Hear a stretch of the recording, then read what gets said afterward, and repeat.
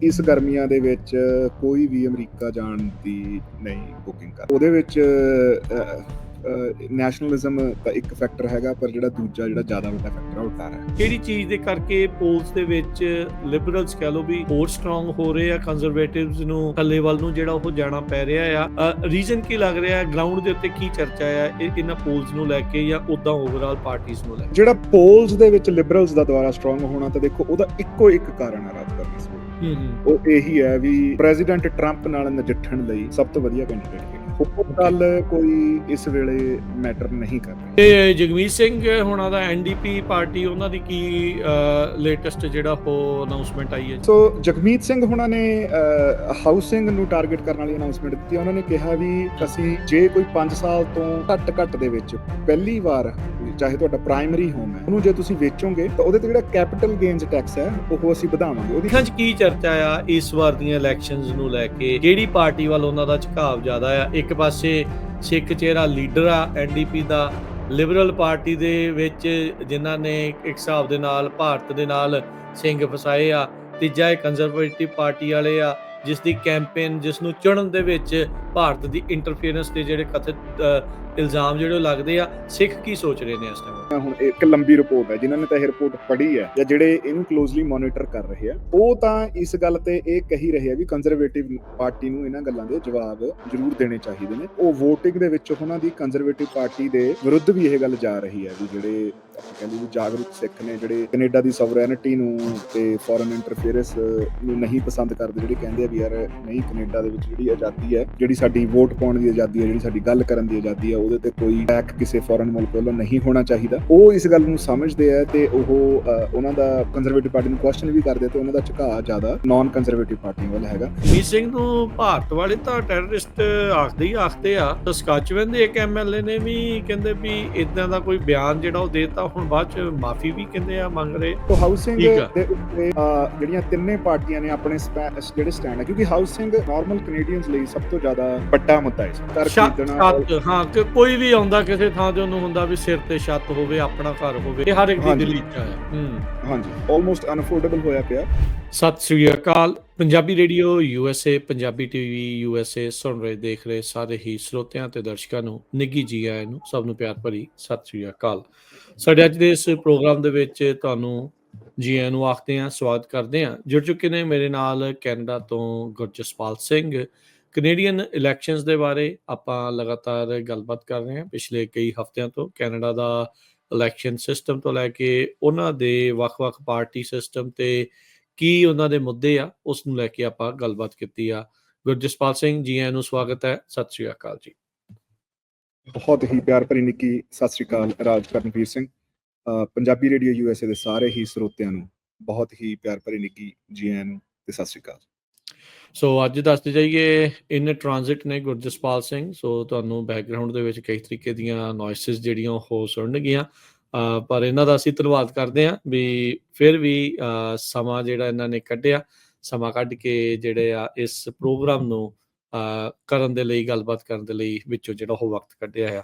ਸੋ ਪਿਛਲੇ ਕੁਛ ਪ੍ਰੋਗਰਾਮਸ ਦੇ ਵਿੱਚ ਗੁਰਜਸਪਾਲ ਸਿੰਘ ਆਪਾਂ ਗੱਲਬਾਤ ਕੀਤੀ ਤੁਹਾਡੇ ਮੁਲਕ ਦੇ ਜਿਹੜੇ ਢਾਂਚੇ ਨੂੰ ਲੈ ਕੇ, ਇਲੈਕਸ਼ਨ ਦੇ ਢਾਂਚੇ ਨੂੰ ਲੈ ਕੇ, ਕਿੱਦਾਂ ਕੰਮ ਕਰਦਾ ਆ, ਕਿੱਦਾਂ ਪਾਰਟੀ ਦੇ ਇਨਸਾਈਡ ਜਿਹੜਾ ਉਹ ਕੰਮ ਕਰਦਾ, ਕਿੱਦਾਂ ਲੀਡਰ ਚੁਣ ਹੁੰਦੇ ਆ ਤੇ ਕਿਹੜੇ ਲੀਡਰ ਨੇ ਤੇ ਕੀ ਜਿਹੜਾ ਉਹ ਚੱਲ ਰਿਹਾ ਆ।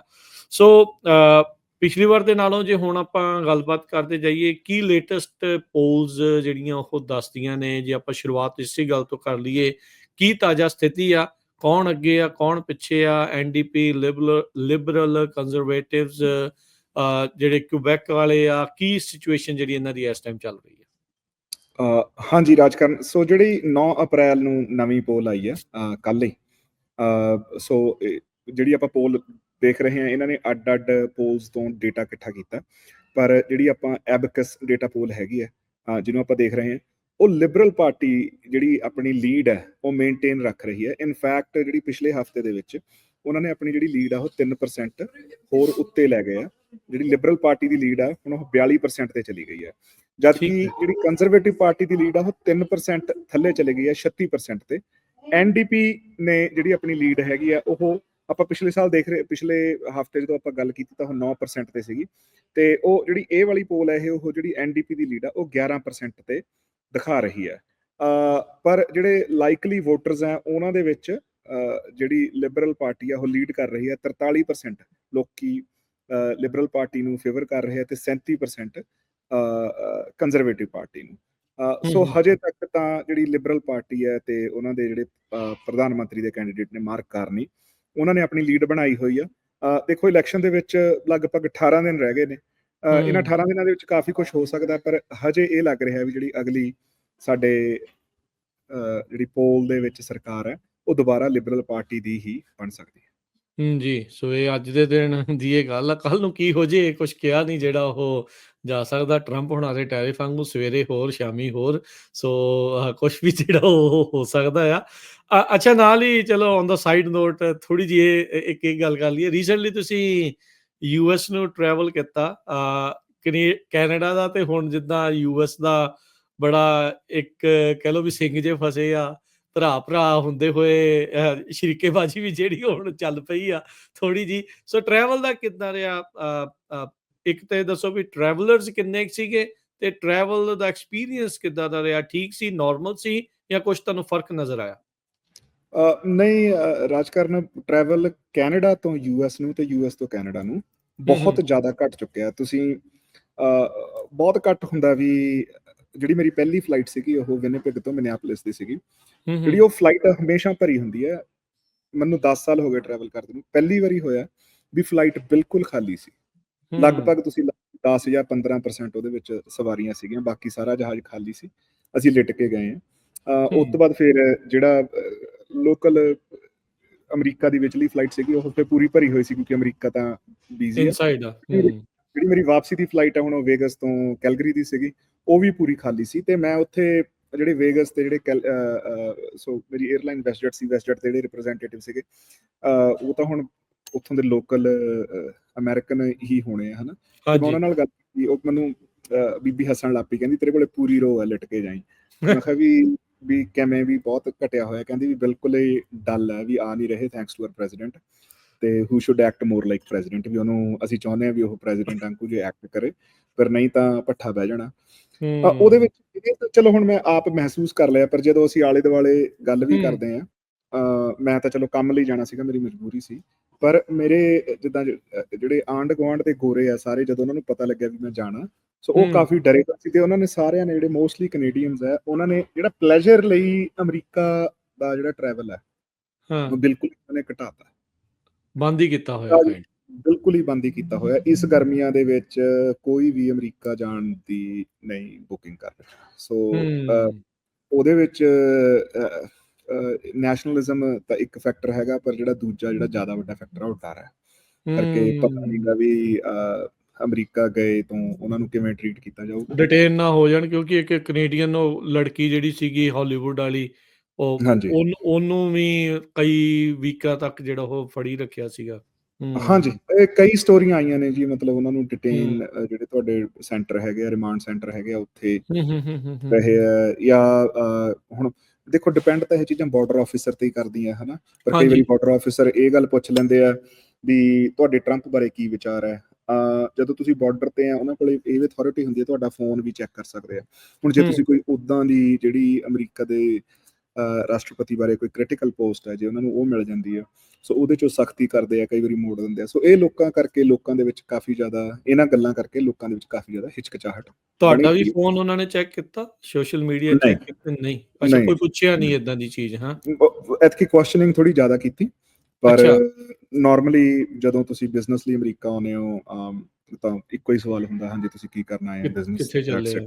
ਹਾਂਜੀ। ਪਰ ਐਤਕੀ 10 ਦੇ ਲਗਭਗ ਕੁਐਸਚਨ ਪੁੱਛੇ, ਪਰ ਮੈਨੂੰ ਇਦਾਂ ਦੀ ਕੋਈ ਤੰਗੀ ਨਹੀਂ ਆਈ। ਹੁਣ ਨਾਰਮਲ ਕੁਐਸਚਨ ਸੀਗੇ, ਕੋਈ ਉਹਦੇ ਵਿੱਚ out of the box question ਨਹੀਂ ਸੀ। ਕਦੋਂ ਵਾਪਸ ਆਉਣਾ, ਕਿੰਨੇ ਪੈਸੇ ਹੈ, ਕੁਝ ਖਰੀਦਣਾ ਹੈ, ਕੁਝ ਵੇਚਣਾ ਹੈ, ਠੀਕ ਹੈ, ਨਾਰਮਲ ਸਵਾਲ ਸੀ। ਮਤਲਬ ਓਵਰਆਲ ਐਕਸਪੀਰੀਅੰਸ ਠੀਕ ਹੀ ਰਿਹਾ ਇਹ ਵਾਲਾ? ਨਹੀਂ, ਬਿਲਕੁਲ। ਦੇਖੋ, ਵੈਸੇ ਤਾਂ ਕਿਉਂਕਿ ਹੁਣ ਜਹਾਜ਼ ਇੰਨੇ ਖਾਲੀ ਹੈ, ਬਹੁਤ ਕਨਵੀਨੀਅੰਟ ਹੈ। ਇਹ ਵੀ ਚੀਜ਼ ਆ ਜਾਂਦੀ ਪਰ ਵੀ ਉਹ ਰਿਸਕ ਦੇਖੋ ਇੱਕ ਬਣਿਆ ਰਹਿੰਦਾ। ਹਨਾ ਸੋ ਵੀ ਸੋ ਇਹ ਦੇਖੋ ਮਨ ਦੇ ਵਿੱਚ ਉੱਥੇ ਹੁਣ ਕੈਨੇਡੀਅਨਸ ਦੇ ਮਨ 'ਚ ਇਹ ਧਾਰਨਾ ਜਿਹੜੀ ਉਹ ਬਣ ਚੁੱਕੀ ਆ, ਭਾਵਨਾ ਜਿਹੜੀ ਉਹ ਪੈਦਾ ਹੋ ਚੁੱਕੀ ਆ ਜੀ ਤੇ ਉਹਨੂੰ ਹੁਣ ਹਟਣ ਦੇ ਵਿੱਚ ਜਿੰਨੀ ਤੇਜ਼ੀ ਨਾਲ ਅੱਗ ਫੈਲਦੀ ਉਹਨੂੰ ਬੁਝਾਉਣ ਨੂੰ ਓਨਾ ਹੀ ਔਖਾ ਲੱਗਦਾ, ਟਾਈਮ ਲੱਗਦਾ ਹੁੰਦਾ ਹੈ। ਬਿਲਕੁਲ ਸੋ ਸਮਾਂ ਇਹ ਲੱਗਦਾ। ਹਟਣ ਨੂੰ ਜਿਹੜਾ ਉਹ ਥੋੜਾ ਵਕਤ ਲੱਗੂਗਾ। ਨਾਲੇ ਹੁਣ ਕੈਨੇਡੀਅਨ ਇਲੈਕਸ਼ਨਸ ਦੀ ਜਿੱਦਾਂ ਆਪਾਂ ਗੱਲ ਵੀ ਕਰ ਰਹੇ ਹਾਂ, ਟੈਰਿਫ ਦਾ ਜਿਹੜਾ ਉਹ ਪਤਾ ਨਹੀਂ ਲੱਗਦਾ, ਸਟੀਲ ਐਲੂਮੀਨੀਅਮ ਇੰਡਸਟਰੀ ਦਾ ਰੌਲਾ ਆ, ਹੋਰ ਕਈ ਕੁਛ ਆ, ਜੀ ਤੇਲ ਦਾ ਰੌਲਾ ਆ, ਕਈ ਕੁਛ ਜੀ ਜਿਹੜਾ ਨਾਲ ਚੱਲ ਰਿਹਾ ਹੈ। ਸੋ ਲੈਟਸ ਸੀ ਕੀ ਹੁੰਦਾ ਹੈ। ਬਾਕੀ ਇਹ ਚੀਜ਼ ਕਨਫਰਮ ਹੀ ਹੁੰਦੀ ਹੈ ਗੁਰਜਸਪਾਲ ਸਿੰਘ ਵੀ ਕਿਸੇ ਦੇ ਨਾਲ ਧੱਕਾ ਹੋਣਾ ਹੁੰਦਾ, ਕਈਆਂ ਨੇ ਠੀਕ ਰਹਿਣਾ ਹੁੰਦਾ, ਪਰ ਇਹ ਵੀ ਰੈਡੀ ਰਹਿਣਾ ਚਾਹੀਦਾ ਤੁਹਾਨੂੰ। ਆਦਤ ਜਿਹੜੀ ਪਈ 1-2 ਸਵਾਲਾਂ ਦੀ ਉਹ 10-12 ਦੀ ਕਰਕੇ ਲੈ ਕੇ ਜਾਓ, ਆਪਣੀ ਬਿਲਕੁਲ ਐਕਸਪੈਕਟੇਸ਼ਨਸ ਲੈ ਕੇ ਬਿਲਕੁਲ ਜਾਓ ਵੀ ਤੁਹਾਨੂੰ ਜ਼ਿਆਦਾ ਸਵਾਲ ਜਿਹੜੇ ਉਹ ਕਿਤੇ ਜਾ ਸਕਦੇ ਹੈਗੇ ਆ। ਨਹੀਂ ਤੇ ਬਿਲਕੁਲ ਜੀ, ਪੂਰੀ ਸਾਵਧਾਨੀ ਵਰਤਣੀ ਚਾਹੀਦੀ ਹੈ। ਹੂੰ, ਕੋਸ਼ਿਸ਼ ਕਰੋ ਵੀ ਤੁਸੀਂ 에ਅਰਪੋਰਟਸ ਤੋਂ ਹੀ ਫਲਾਈ ਕਰੋ, ਜਿਹੜੇ ਹੂੰ, ਜਿਹੜੇ ਹੂੰ, ਸਾਡੇ ਕੈਨੇਡੀਅਨ ਸਰੋਤੇ ਜਾਂ ਦਰਸ਼ਕ ਨੇ ਇਸ ਸ਼ੋਅ ਨੂੰ ਸੁਣ ਰਹੇ ਹੋਣ। ਹੂੰ, ਹੂੰ, ਬਾਰਡਰ ਕ੍ਰਾਸਿੰਗਸ ਅਵੋਇਡ ਕਰੋ, ਕਿਉਂਕਿ ਜਦੋਂ ਤੁਸੀਂ 에ਅਰਪੋਰਟ ਤੋਂ ਕ੍ਰਾਸ ਕਰਦੇ ਆ ਉੱਥੇ ਇਮੀਗ੍ਰੇਸ਼ਨ ਵਾਲੇ ਏਰੀਆ ਦੇ ਵਿੱਚ ਇੱਕ ਆਰਸੀਐਮਪੀ ਆਫਿਸਰ ਹੁੰਦਾ। ਸੋ ਜੇ ਠੀਕ ਹੈ। ਤੁਹਾਡੀ ਜਿਹੜੀ ਡਿਟੇਨਮੈਂਟ ਹੈ ਉਹਦੇ ਵਿੱਚ ਉਹ ਜਿਹੜੇ ਆਰਸੀਐਮਪੀ ਆਫਿਸਰ ਆ ਉਹ ਤੁਹਾਡੀ ਮਦਦ ਤੇ ਆ ਸਕਦੇ ਆ। ਹੂੰ, ਹੂੰ, ਹੂੰ, ਹੂੰ, ਤੁਸੀਂ ਮੰਨ ਲਓ ਤੁਸੀਂ 에ਅਰਪੋਰਟ ਤੇ ਹੋ, ਤੁਸੀਂ ਉੱਥੇ ਡਿਨਾਈ ਕਰਦੇ ਹੋ ਵੀ ਮੈਂ ਚਾਹੁੰਦਾ ਨਹੀਂ ਵੀ ਤੁਸੀਂ ਮੇਰਾ ਫੋਨ ਚੈੱਕ ਕਰੋ, ਤਾਂ ਉਹ ਬੇਸਿਕਲੀ ਉੱਥੇ ਤੁਹਾਡੇ ਕੋਲੇ ਹੱਕ ਹੈਗਾ, ਉਹ ਤੁਹਾਨੂੰ ਐਂਟਰੀ ਡਿਨਾਈ ਕਰ ਦੇਣਗੇ, ਪਰ ਉੱਥੇ ਡਿਟੇਨ ਕਰਨ ਦਾ ਹੈ ਨਹੀਂਗਾ। ਜਦੋਂ ਤੁਸੀਂ ਬਾਈ ਰੋਡ ਆ ਤਾਂ ਤੁਸੀਂ ਆਲਰੇਡੀ ਅਮਰੀਕਾ ਦੇ ਵਿੱਚ ਵੜ ਚੁੱਕੇ ਹੋ, ਉੱਥੇ ਤੁਹਾਡਾ ਐਡਵੋਕੇਟ ਕੋਈ ਨਹੀਂ ਹੈ, ਹੂੰ, ਫਿਰ ਬਿਲਕੁਲ। ਉੱਥੇ ਉਹ ਜਿਵੇਂ ਚੋਣ ਕਰ ਸਕਦੇ ਆ। ਤਿਆਰੀ ਰੱਖਣੀ ਚਾਹੀਦੀ ਹੈ, ਪਰ ਜਿਹੜੇ ਇਦਾਂ ਦੇ ਦੇਖੋ ਕੇਸਿਸ ਹੁੰਦੇ, ਗੱਲ ਤਾਂ ਇਹ ਹੁੰਦੀ ਆ ਵੀ ਜੇ ਲੱਖਾਂ ਵਿਜ਼ਿਟਰ ਜਾ ਰਿਹਾ ਉਹਦੇ ਵਿੱਚ 5 ਨਾਲ ਹੋਣੀ ਆ, ਯਾ ਰੌਲਾ ਪਰ ਪੰਜਾਂ ਦਾ ਜ਼ਿਆਦਾ ਪੈਂਦਾ। ਰੌਲਾ ਪੰਜਾਂ ਦਾ ਜ਼ਿਆਦਾ ਪੈਣਾ ਹਨਾ। ਉਹ ਗੱਲ ਦਾ ਹੂੰ, ਖਿਆਲ ਤਾਂ ਸਾਨੂੰ, ਤਿਆਰੀ ਜ਼ਰੂਰ ਰਹਿਣੀ ਚਾਹੀਦੀ ਹੈ, ਪਰ ਡਰ ਕੇ ਜ਼ਿੰਦਗੀ ਨਹੀਂ ਨਿਕਲਦੀ ਹੁੰਦੀ। ਮੈਂ ਤਾਂ ਇਹੀ ਇਹ ਤਾਂ ਕਹਿੰਦਾ ਹੈ ਵੀ ਹੀ, ਇਹ ਵੀ ਗੱਲ ਤੁਹਾਡੀ ਸਹੀ ਠੀਕ ਹੈ ਹੈ ਨਾ, ਵੀ ਬਿਲਕੁਲ। ਜੇ ਤੁਸੀਂ ਆਪਣੇ ਕਿਸੇ ਰਿਸ਼ਤੇਦਾਰ ਦੇ ਵਿਆਹ ਤੇ ਜਾਣਾ, ਆਪਣੇ ਪਰਿਵਾਰ ਨੂੰ ਮਿਲਣ ਜਾਣਾ, ਜ਼ਰੂਰ ਜਾਓ, ਕੁਛ ਨਹੀਂ ਵੱਡੀ ਗੱਲ। ਠੀਕ ਹੈ। ਨਹੀਂ ਬਿਲਕੁਲ, ਬਿਲਕੁਲ ਇਹ ਤਾਂ ਦੇਖੋ ਲੀਡਰ ਆਉਂਦੇ ਜਾਂਦੇ ਰਹਿੰਦੇ ਆ, ਤੁਹਾਡੇ ਜੀ ਵੀ ਬਦਲ ਜਾਣਾ ਆ, ਸਾਡੇ ਵੀ ਬਦਲਿਆ ਆ, ਨਾ ਪਤਾ ਨਹੀਂ ਹਾਂਜੀ ਕਿੰਨੇ ਆਉਣਾ ਕਿੰਨੇ ਜਾਣਾ। ਬਾਕੀ ਹਾਂਜੀ ਜ਼ਿੰਦਗੀ ਆਪਣੀ ਜਿਉਣ ਵਾਲੇ ਪਾਸੇ ਨੂੰ ਧਿਆਨ ਜਿਹੜਾ ਉਹ ਜ਼ਰੂਰ ਦਿਓ। ਬਿਲਕੁਲ ਤੇ ਅੱਛਾ, ਪੋਲਸ ਵੱਲ ਨੂੰ ਫਿਰ ਮੁੜਦੇ ਆ ਵਾਪਸ। ਥੋੜਾ ਜਿਹਾ ਆਪਾਂ ਫਲਾਈ ਕਰ ਲਿਆ ਇੱਧਰ ਨੂੰ ਤੇ ਹਾਂਜੀ ਸੋ ਇਹ ਜਿਹੜਾ ਅਸਰ ਆ ਕਿਸੇ ਟਾਈਮ ਦੇ ਉੱਤੇ, ਆਪਾਂ ਇੱਥੇ ਪਹਿਲਾਂ ਵੀ ਚਰਚਾ ਕੀਤੀ ਆ। ਇਸ ਟਾਈਮ ਕੀ ਸਿਚੁਏਸ਼ਨ ਜਿਹੜੀ ਹੈ ਜ਼ਿਆਦਾ ਕਿਹੜੀ ਚੀਜ਼ ਦੇ ਕਰਕੇ ਪੋਲਸ ਦੇ ਵਿੱਚ ਲਿਬਰਲਸ ਕਹਿ ਲਓ ਵੀ ਹੋਰ ਸਟਰੋਂਗ ਹੋ ਰਹੇ ਆ, ਕੰਜ਼ਰਵੇਟਿਵਸ ਨੂੰ ਥੱਲੇ ਵੱਲ ਨੂੰ ਜਿਹੜਾ ਉਹ ਜਾਣਾ ਪੈ ਰਿਹਾ ਆ। ਰੀਜ਼ਨ ਕੀ ਲੱਗ ਰਿਹਾ, ਗਰਾਊਂਡ ਦੇ ਉੱਤੇ ਕੀ ਚਰਚਾ ਆ ਇਹਨਾਂ ਪੋਲਸ ਨੂੰ ਲੈ ਕੇ ਜਾਂ ਉਦਾਂ ਓਵਰਆਲ ਪਾਰਟੀਆਂ ਨੂੰ ਲੈ ਕੇ? ਸੋ ਜਿਹੜਾ ਪੋਲਸ ਦੇ ਵਿੱਚ ਲਿਬਰਲਸ ਦਾ ਦੁਆਰਾ ਸਟਰੋਂਗ ਹੋਣਾ, ਤਾਂ ਦੇਖੋ ਉਹਦਾ ਇੱਕੋ ਇੱਕ ਕਾਰਨ ਆ ਰਾਜਕਰਨ ਇਸ ਵੇਲੇ, ਹੂੰ, ਹੂੰ, ਉਹ ਇਹੀ ਹੈ ਵੀ ਪ੍ਰੈਜ਼ੀਡੈਂਟ ਟਰੰਪ ਨਾਲ ਨਜਿੱਠਣ ਲਈ ਸਭ ਤੋਂ ਵਧੀਆ ਕੈਂਡੀਡੇਟ ਕਿਹੜਾ ਹੈ। ਹੂੰ, ਹੂੰ, ਹੂੰ, ਹੂੰ, ਠੀਕ ਹੈ। ਹੋਰ ਓਕੇ। ਗੱਲ ਕੋਈ ਇਸ ਵੇਲੇ ਮੈਟਰ ਨਹੀਂ ਕਰ ਰਹੀ, ਹੂੰ, ਠੀਕ ਹੈ ਨਾ। ਕਿਉਂਕਿ ਲਿਬਰਲ ਪਾਰਟੀ ਤੋਂ ਲੋਕੀ ਬਹੁਤ ਦੁਖੀ ਸੀਗੇ, ਤੇ ਹੂੰ, ਹੂੰ, ਜਿਵੇਂ ਆਪਾਂ ਪਿਛਲੇ ਹਫ਼ਤਿਆਂ ਦੇ ਵਿੱਚ ਡਿਸਕਸ ਕੀਤਾ ਵੀ ਪੀਅਰ ਪੋਲੀਅਰ ਦੀ ਬਹੁਤ ਜ਼ਿਆਦਾ ਹੂੰ, ਲੀਡ ਚੱਲ ਰਹੀ ਸੀਗੀ, ਹਨਾ। ਪਰ ਪ੍ਰੈਜ਼ੀਡੈਂਟ ਟਰੰਪ ਦੇ ਆਉਣ ਤੋਂ ਬਾਅਦ ਜਿਹੜੀ ਉਹਨਾਂ ਨੇ ਕੈਨੇਡਾ ਨਾਲ ਸਖਤਾਈ ਕੀਤੀ, ਹੂੰ, ਉਸ ਤੋਂ ਬਾਅਦ ਜਿਹੜੀਆਂ ਲੋਕਾਂ ਨੂੰ ਪੀਅਰ ਪੋਲੀਅਰ ਤੇ ਪ੍ਰੈਜ਼ੀਡੈਂਟ ਟਰੰਪ ਦੇ ਵਿੱਚ ਸਮਾਨਤਾਵਾਂ ਜਾਂ ਹੋਣਗੀਆਂ ਜਾਂ ਦਿਖੀਆਂ, ਪਰਸੈਪਸ਼ਨ, ਕਿਉਂਕਿ ਪੋਲਿਟਿਕਸ ਦਾ ਪਰਸੈਪਸ਼ਨ ਦੀ ਗੇਮ ਹੈ, ਜੇ ਉਹਨਾਂ ਨੂੰ ਉਹ ਚੀਜ਼ ਲੱਗ ਰਹੀ ਹੈ ਤਾਂ ਉਹ ਉਹਨਾਂ ਦੇ ਇਮੋਸ਼ਨ ਨੂੰ ਅਫੈਕਟ ਕਰ ਰਹੀ ਹੈ। ਸੋ ਇਹੀ ਇੱਕ ਸਿੰਗਲ ਸਭ ਤੋਂ ਵੱਡਾ ਫੈਕਟਰ ਹੈ। ਜਿਹੜੇ ਇੰਟਰਨਲੀ ਜਿਹੜੇ ਬਿਆਨ ਆਉਂਦੇ ਆ, ਤੇ ਆਪਾਂ ਜਿਹੜੀ ਆਪਾਂ ਸ਼ੋਅ ਦੇ ਅਗਲੇ ਹਿੱਸੇ ਵਿੱਚ ਇਹ ਚੀਜ਼ ਗੱਲਬਾਤ ਕਰਾਂਗੇ ਵੀ ਕਿਹੜੇ ਬਿਆਨ ਕਿਹੜੀ ਪਾਰਟੀ ਤੇ ਆ ਰਹੇ, ਕਿਹੜੇ ਮਸਲਿਆਂ ਤੇ ਉਹ ਕਿੱਥੇ ਸਟੈਂਡ ਕਰਦੇ ਨੇ। ਪਰ ਇਸ ਵੇਲੇ ਜਿਹੜਾ ਸਭ ਤੋਂ ਵੱਡਾ ਮੁੱਦਾ ਹੈ ਵੀ ਕੈਨੇਡੀਅਨਸ ਨੂੰ ਇਹ ਲੱਗਦਾ ਵੀ ਜਿਹੜੇ ਕੰਜ਼ਰਵੇਟਿਵ ਪਾਰਟੀ ਦੇ ਪੀਅਰ ਪੋਲੀਅਰ ਹੈ, ਉਹ ਸਹੀ ਕੈਂਡੀਡੇਟ ਨਹੀਂ ਹੈਗੇ ਪ੍ਰੈਜ਼ੀਡੈਂਟ ਟਰੰਪ ਨਾਲ ਨੈਗੋਸ਼ੀਏਟ ਕਰਨ ਲਈ, ਤੇ ਵੀ ਮਾਰਕ ਕਾਰਨੀ ਹੈ ਉਹੀ ਸਹੀ ਕੈਂਡੀਡੇਟ ਨੇ ਟਰੰਪ ਨਾਲ ਨੈਗੋਸ਼ੀਏਟ ਕਰਨ। ਬਿਲਕੁਲ। ਸੋ ਇਹ ਸਾਰੀਆਂ ਚੀਜ਼ਾਂ ਜਿਹੜੀਆਂ ਇਸ ਟਾਈਮ ਚੱਲ ਰਹੀਆਂ। ਅੱਛਾ ਤੇ ਹੁਣ ਦੌਰ ਹੋਣਾ ਤੁਹਾਡੇ ਵੀ ਉੱਥੇ ਪਾਰਟੀਆਂ ਦੇ ਲੀਡਰਾਂ ਦੇ ਦੁਆਰਾ ਅਨਾਉਂਸਮੈਂਟਸ ਦਾ, ਜੁਮਲੇ ਵੀ ਕਹਿ ਦਿੰਦੇ ਆ, ਕਈ ਵਾਅਦੇ ਵੀ ਕਹਿ ਦਿੰਦੇ ਆ। ਸੋ ਕਈ ਕੁਛ ਆ, ਕੀ ਚਰਚਾਵਾਂ ਨੇ ਇਸ ਟਾਈਮ, ਕਿਹੜੀਆਂ ਚੀਜ਼ਾਂ ਦੀਆਂ ਅਨਾਉਂਸਮੈਂਟਸ ਜਿਹੜੀਆਂ ਉਹ ਕੀਤੀਆਂ ਜਾ ਰਹੀਆਂ ਵੱਖ-ਵੱਖ ਪਾਰਟੀ ਦੇ ਲੀਡਰਸ ਦੇ ਦੁਆਰਾ? ਜੀ। ਸੋ ਰਾਜਕਰਨ, ਸਭ ਤੋਂ ਪਹਿਲਾਂ ਆਪਾਂ ਜਿਹੜੀਆਂ ਪਿਛਲੇ ਹਫ਼ਤੇ ਦੇ ਵਿੱਚ ਜਿਹੜੀਆਂ ਮੇਜਰ ਪਾਰਟੀਆਂ ਵੱਲੋਂ ਅਨਾਉਂਸਮੈਂਟ ਆਈਆਂ ਉਹ ਦੇਖ ਲੈਂਦੇ ਹਾਂ। ਫਿਰ ਉਸ ਤੋਂ ਬਿਲਕੁਲ। ਬਾਅਦ ਆਪਾਂ ਇੱਕ ਡੀਟੇਲਡ ਝਾਤ ਮਾਰ ਲਾਂਗੇ ਵੀ ਅੱਡ-ਅੱਡ ਮਸਲਿਆਂ ਦੇ ਉੱਤੇ ਕਿਹੜੀ ਪਾਰਟੀ ਦਾ ਕੀ ਕੀ ਸਟੈਂਡ ਹੈ। ਸਟੈਂਡ ਹੈ? ਠੀਕ ਹੈ ਜੀ। ਸੋ ਜਿਹੜੇ ਪਿਛਲੇ ਹਫਤੇ ਦੇ ਵਿੱਚ 3 ਮੇਜਰ ਅਨਾਉਂਸਮੈਂਟਸ ਆਈਆਂ ਤਿੰਨੇ ਪਾਰਟੀਆਂ ਵੱਲੋਂ, ਉਹਦੇ ਵਿੱਚ ਜਿਹੜੇ ਮਾਰਕ ਕਰਨੀ ਹੈ, ਕਿਉਂਕਿ ਜਿਵੇਂ ਆਪਾਂ ਹੁਣੇ ਹੀ ਡਿਸਕਸ ਕੀਤਾ ਵੀ ਉਹਨਾਂ ਦੀ ਜਿਹੜੀ ਸਾਰੀ ਵੇਵ ਹੀ ਇਸ ਗੱਲ ਤੇ ਚੱਲ ਰਹੀ ਹੈ ਵੀ ਉਹ ਅਮਰੀਕਾ ਨਾਲ ਕਿਵੇਂ ਨੈਗੋਸ਼ੀਏਟ ਕਰੂਗੇ। ਉਹਦੇ ਵਿੱਚ ਫਿਰ ਇੰਟਰਨਲ ਮਸਲੇ ਵੀ ਹੈਗੇ ਆ, ਜਿਹੜਾ ਮੈਂ ਦੱਸੂਗਾ। ਜਿਹੜੀ ਮੇਨ ਚੀਜ਼ ਹੈਗੀ ਵੀ ਹਾਂ ਅਮਰੀਕਾ ਨਾਲ ਕਿਵੇਂ ਨਜਿੱਠਾਂਗੇ, ਤੇ ਮਾਰਕ ਕਰ ਰਹੇ ਨੇ ਪਿਛਲੇ ਹਫਤੇ ਦੇ ਵਿੱਚ ਇਹ ਅਨਾਉਂਸਮੈਂਟ ਕੀਤੀ ਹੈ ਵੀ ਅਸੀਂ ਅਮਰੀਕਾ ਦੇ ਨਾਲ ਆਪਣੀ ਇਕਨੋਮਿਕ ਤੇ ਜਿਹੜੀ ਸਿਕਿਉਰਿਟੀ ਰਿਲੇਸ਼ਨਸ਼ਿਪ ਹੈ ਉਹ ਰੀਨੈਗੋਸ਼ੀਏਟ ਕਰਾਂਗੇ। ਸੋ ਉਹਦੇ ਵਿੱਚ ਹੋਇਆ ਕੀ ਹੈ, ਹੁਣ ਜਿਹੜੇ ਪਿਛਲੇ ਹਫਤੇ ਪ੍ਰੈਜ਼ੀਡੈਂਟ ਟਰੰਪ ਜਿਹੜੇ ਲਿਬਰੇਸ਼ਨ ਡੇ ਤੇ ਗਲੋਬਲ ਟੈਰਿਫ ਲੈ ਕੇ ਆਏ ਸੀਗੇ, ਉਹ ਹੁਣ ਪਿਛਲੇ 2-3 ਦਿਨ ਪਹਿਲਾਂ ਉਹਨਾਂ ਨੂੰ ਪੌਜ਼ ਕਰਨੇ ਪਏ ਆ, ਹਨਾ। ਉਹਦੇ ਕੱਲ ਹੀ ਵਿੱਚ ਇਹ ਨਹੀਂ ਕੀਤੇ ਆ ਜੀ ਪਤਾ ਵੀ, ਉਹਨਾਂ ਨੇ। ਹਾਂਜੀ ਹਾਂ, ਵੀ ਮਾਰਕੀਟ ਦੀ ਡਾਊਨ ਟਰਨ ਕਰਕੇ ਹੋਇਆ, ਪ੍ਰੈਸ਼ਰ ਕਰਕੇ ਹੋਇਆ, ਜਾਂ ਉਹਦਾ ਕੀ ਆ, ਉਹ ਤਾਂ ਚਲੋ ਕਿਸੇ ਨੂੰ ਵੀ ਮੇਰੇ ਖਿਆਲ ਨਾਲ ਸਮਝਣਾ ਔਖਾ ਵੀ ਉਹ ਕੀ ਸੋਚ ਰਹੇ ਨੇ। ਪਰ ਉਹਦੇ ਵਿੱਚ ਜਿਹੜਾ ਕੈਨੇਡਾ ਦੀ ਐਲੂਮੀਨੀਅਮ ਤੇ ਸਟੀਲ ਦੇ ਉੱਤੇ ਟੈਰਿਫ ਲੱਗਿਆ ਸੀਗਾ, ਉਹ ਉਵੇਂ ਦਾ ਉਵੇਂ ਜਾਰੀ ਹੈ। ਜਿਹੜੀ ਕੈਨੇਡਾ ਦੇ 25%, ਹਾਂਜੀ, ਤੇ ਜਿਹੜਾ ਉਹ ਤੋਂ ਬਾਅਦ ਕੈਨੇਡਾ ਦੇ ਤੇਲ ਤੇ ਪੋਟਾਸ਼ ਦੇ ਉੱਤੇ 10% ਦਾ ਟੈਰਿਫ ਹੈ, ਉਹ ਵੀ ਉਵੇਂ ਹੀ ਜਾਰੀ ਹੈ। ਸੋ ਉਹਦੇ ਵਿੱਚ ਕੈਨੇਡਾ ਨੂੰ ਕੋਈ ਵੀ ਰਾਹਤ ਨਹੀਂ ਮਿਲੀ। ਜਿਹੜੇ ਉਹੀ CUSMA ਜਿਹੜਾ ਸਾਡਾ ਟ੍ਰੇਡ ਐਗਰੀਮੈਂਟ ਹੈਗਾ, ਉਹਦੇ ਤਹਿਤ ਜਿਹੜੇ ਟੈਰਿਫ ਬਚੇ ਹੋਈਆਂ ਸੀਗੀਆਂ ਚੀਜ਼ਾਂ ਸੀਗੀਆਂ, ਉਹਨਾਂ ਤੇ ਨਹੀਂ ਲੱਗੀਆਂ ਹਨ। ਕਾਰਾਂ ਵਾਲਾ ਜਿਹੜਾ ਆਟੋ ਸੈਕਟਰ ਵਾਲਾ ਟੈਰਿਫ ਵੀ ਉਵੇਂ ਦਾ ਉਵੇਂ ਲੱਗਿਆ ਹੋਇਆ। ਸੋ ਕੈਨੇਡਾ ਨੂੰ ਜਿਹੜੀਆਂ ਕੱਲ ਪੌਜ਼ ਹੋਈਆਂ ਉਹਨਾਂ ਦੇ ਵਿੱਚ ਕੋਈ ਰਾਹਤ ਨਹੀਂ ਮਿਲੀ। ਸੋ ਉਹਦੇ ਕਰਕੇ ਜਿਹੜੀ ਕੈਨੇਡਾ ਨੂੰ ਤਾਂ ਇਹੀ ਲੱਗ ਰਿਹਾ ਵੀ ਸਾਨੂੰ ਜਾਣਬੁੱਝ ਕੇ ਅਟੈਕ ਕੀਤਾ ਜਾ ਰਿਹਾ।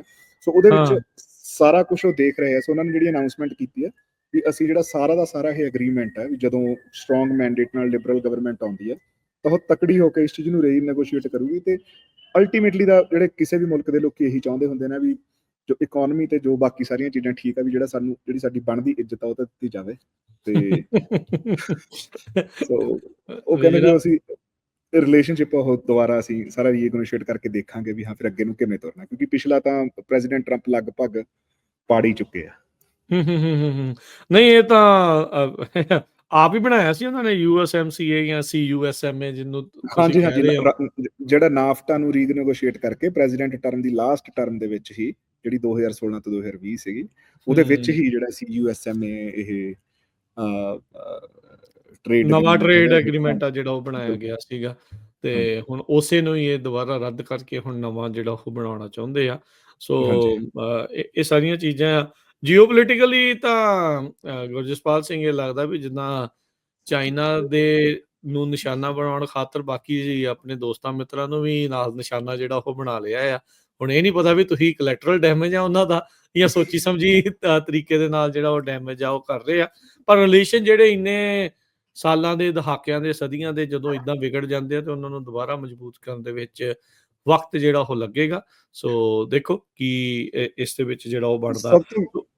ਸਭ ਤੋਂ ਵੱਡੀ ਗੱਲ ਹੈ ਰਾਜਕਾਰਨ ਦੇ ਨਾਲ ਬੇਵਿਸ਼ਵਾਸੀ ਬਹੁਤ ਪੈਦਾ ਹੋ ਜਾਂਦੀ ਹੈ ਨਾ। ਹਾਂਜੀ ਹਾਂਜੀ, ਹੁਣ ਇੱਕ ਤੁਸੀਂ ਤੁਹਾਡੇ ਰਿਲਾਇਬਲ ਪਾਰਟਨਰ ਹੁੰਦੇ ਆ, ਫਿਰ ਜਦੋਂ ਇਦਾਂ ਦੀ ਕੋਈ ਹਰਕਤ ਹੋ ਜਾਂਦੀ ਹੈ ਫਿਰ ਉਹ ਤੁਸੀਂ ਉਵੇਂ ਰਿਲਾਈ ਕਰ ਸਕਦੇ। ਨਹੀਂ ਰਿਲਾਈ ਨਹੀਂ ਕਰ ਸਕਦੇ। ਸੋ ਜਿਵੇਂ ਆਪਾਂ ਅੱਗੇ ਵੀ ਡਿਸਕਸ ਕੀਤਾ ਵੀ ਉਹਦਾ ਲੌਂਗ ਟਰਮ ਦੇ ਵਿੱਚ ਕੈਨੇਡਾ ਨੂੰ ਫਾਇਦਾ ਹੋਣਾ, ਕਿਉਂਕਿ ਕੈਨੇਡਾ ਆਲਰੇਡੀ ਹੁਣ ਯੂਰਪ ਨਾਲ, ਆਸਟ੍ਰੇਲੀਆ ਨਾਲ, ਨਿਊਜ਼ੀਲੈਂਡ ਨਾਲ, ਜਾਂ ਜਿਹੜੀ ਬਾਕੀ ਦੁਨੀਆ ਹੈਗੀ ਆ ਉਹਦੇ ਨਾਲ ਉਸ ਤਰੀਕੇ ਦੀਆਂ ਸੰਧੀਆਂ ਕਰ ਰਿਹਾ ਵੀ ਉਹਨਾਂ ਨਾਲ ਰਿਲੇਸ਼ਨਸ਼ਿਪ ਸਟਰੋਂਗ ਬਣਾਇਆ ਜਾਵੇ ਤੇ ਅਮਰੀਕਾ ਤੋਂ ਜਿਹੜੀ ਆਪਣੀ ਰਿਲਾਇੰਸ ਹੈ ਉਹ ਘਟਾਈ ਜਾਵੇ।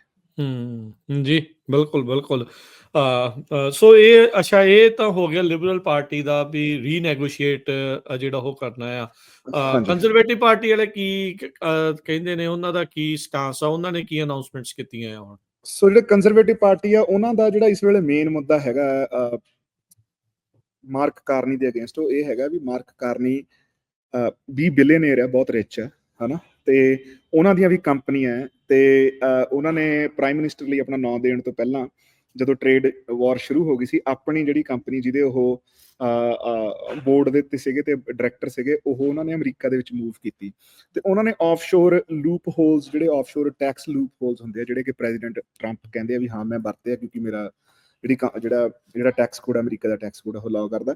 ਸੋ ਸਿਮਿਲਰ ਜਿਹੜੇ ਟੈਕਸ ਕੋਡਸ ਆ ਉਹਨਾਂ ਨੂੰ ਵਰਤ ਕੇ ਫਾਇਦਾ ਲੈਣ ਦੇ ਜਿਹੜੇ ਇਲਜ਼ਾਮ ਹੈ ਉਹ ਮਾਰਕ ਕਾਰਨੀ ਦੇ ਉੱਤੇ ਵੀ ਲੱਗਦੇ ਆ। ਤੇ ਇਹ ਇਹਦਾ ਇੱਕ ਸਿੱਧਾ ਜਵਾਬ ਨਹੀਂ ਮਿਲ ਰਿਹਾ ਕੈਨੇਡਾ ਦੇ ਲੋਕਾਂ ਨੂੰ, ਪਰ ਕਿਉਂਕਿ ਕੰਜ਼ਰਵੇਟਿਵਸ ਨੂੰ ਪਤਾ ਵੀ ਹਾਂ ਇਹ ਇੱਕ ਵੀਕ ਪੁਆਇੰਟ ਹੈਗਾ, ਸੋ ਉਹਨੂੰ ਉਹ ਬਾਰ-ਬਾਰ ਟਾਰਗੇਟ ਕਰ ਰਹੇ ਆ। ਸੋ ਉਹਦੇ ਵਿੱਚ ਪੀਅਰ ਪੋਲੀਅਵ ਨੇ ਐਤਕੀ ਜਿਹੜੀ ਅਨਾਉਂਸਮੈਂਟ ਕੀਤੀ ਹੈ ਵੀ ਜਿੰਨੇ ਵੀ ਆਫਸ਼ੋਰ ਟੈਕਸ ਲੂਪ ਹੋਲ ਹੈ ਉਹਨਾਂ ਨੂੰ ਬੰਦ ਕੀਤਾ ਜਾਊਗਾ। ਇੱਕ ਟੈਕਸ ਟਾਸਕ ਫੋਰਸ ਬਣਾਈ ਜਾਊਗੀ, ਜਿਹੜੀ ਸਾਰੇ ਜਿਹੜੇ ਟੈਕਸ ਰੂਲਸ ਉਹਨਾਂ ਨੂੰ ਸਿੰਪਲੀਫਾਈ ਕਰੂਗੀ ਤੇ ਠੀਕ ਹੈ।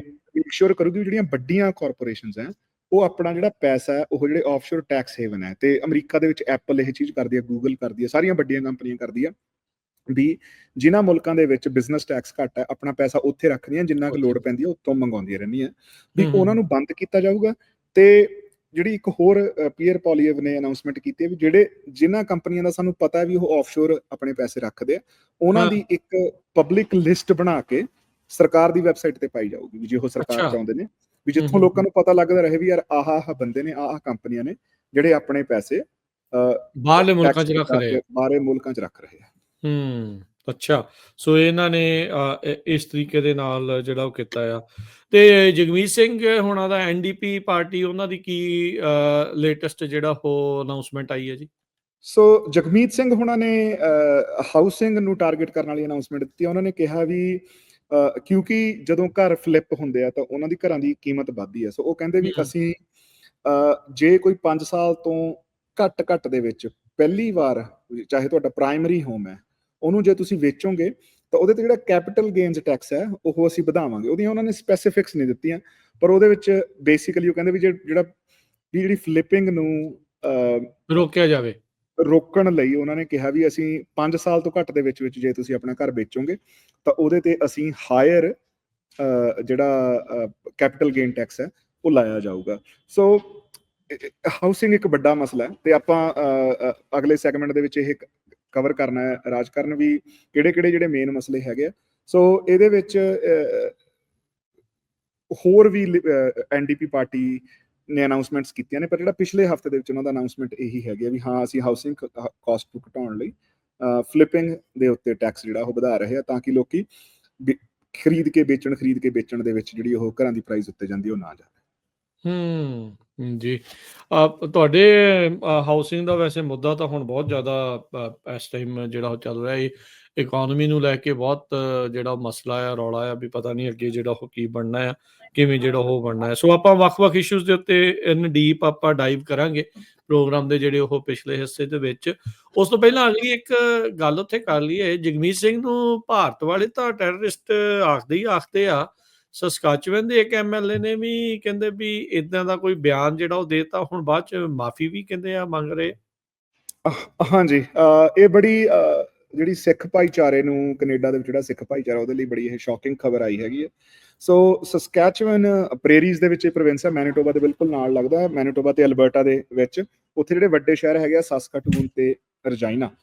ਸੋ ਸਸਕੈਚੁਅਨ ਦੇ ਵਿੱਚ ਜਿਹੜੀ ਸਸਕੈਚੁਅਨ ਪਾਰਟੀ ਹੈ, ਉਹਨਾਂ ਦੀ ਜਿਹੜੀ ਰੀਜਨਲ ਪਾਰਟੀ ਹੈ ਜਿਹਦੀ ਉੱਥੇ ਪ੍ਰੋਵਿੰਸ਼ੀਅਲ ਲੈਵਲ ਤੇ ਸਰਕਾਰ ਹੈ, ਸੋ ਸਸਕੈਚੁਅਨ ਪਾਰਟੀ ਦੀ ਐਮਐਲਏ ਰਕੈਲ ਹਿਲਬਰਟ ਹੈ, ਜਿਨ੍ਹਾਂ ਨੇ ਲੈਜਿਸਲੇਟਿਵ ਅਸੈਂਬਲੀ ਦੇ ਵਿੱਚ ਬੋਲਦੇ ਹੋਏ ਉਹਨਾਂ ਨੇ ਆਪਣੇ ਜਗਮੀਤ ਸਿੰਘ ਹੋਣਾ ਨੂੰ ਕਿਹਾ ਵੀ ਇੰਡੀਅਨ ਗਵਰਨਮੈਂਟ ਇਹਨਾਂ ਨੂੰ ਟੈਰਰਿਸਟ ਗਰਦਾਨਦੀ ਹੈ ਤੇ ਇਹਨਾਂ ਦੀ ਆਪਣੀ ਪਾਰਟੀ ਨੇ ਇਹਦੇ ਸੰਬੰਧ ਦੇ ਵਿੱਚ ਕੋਈ ਕਲੈਰੀਫਿਕੇਸ਼ਨ ਨਹੀਂ ਦਿੱਤੀ।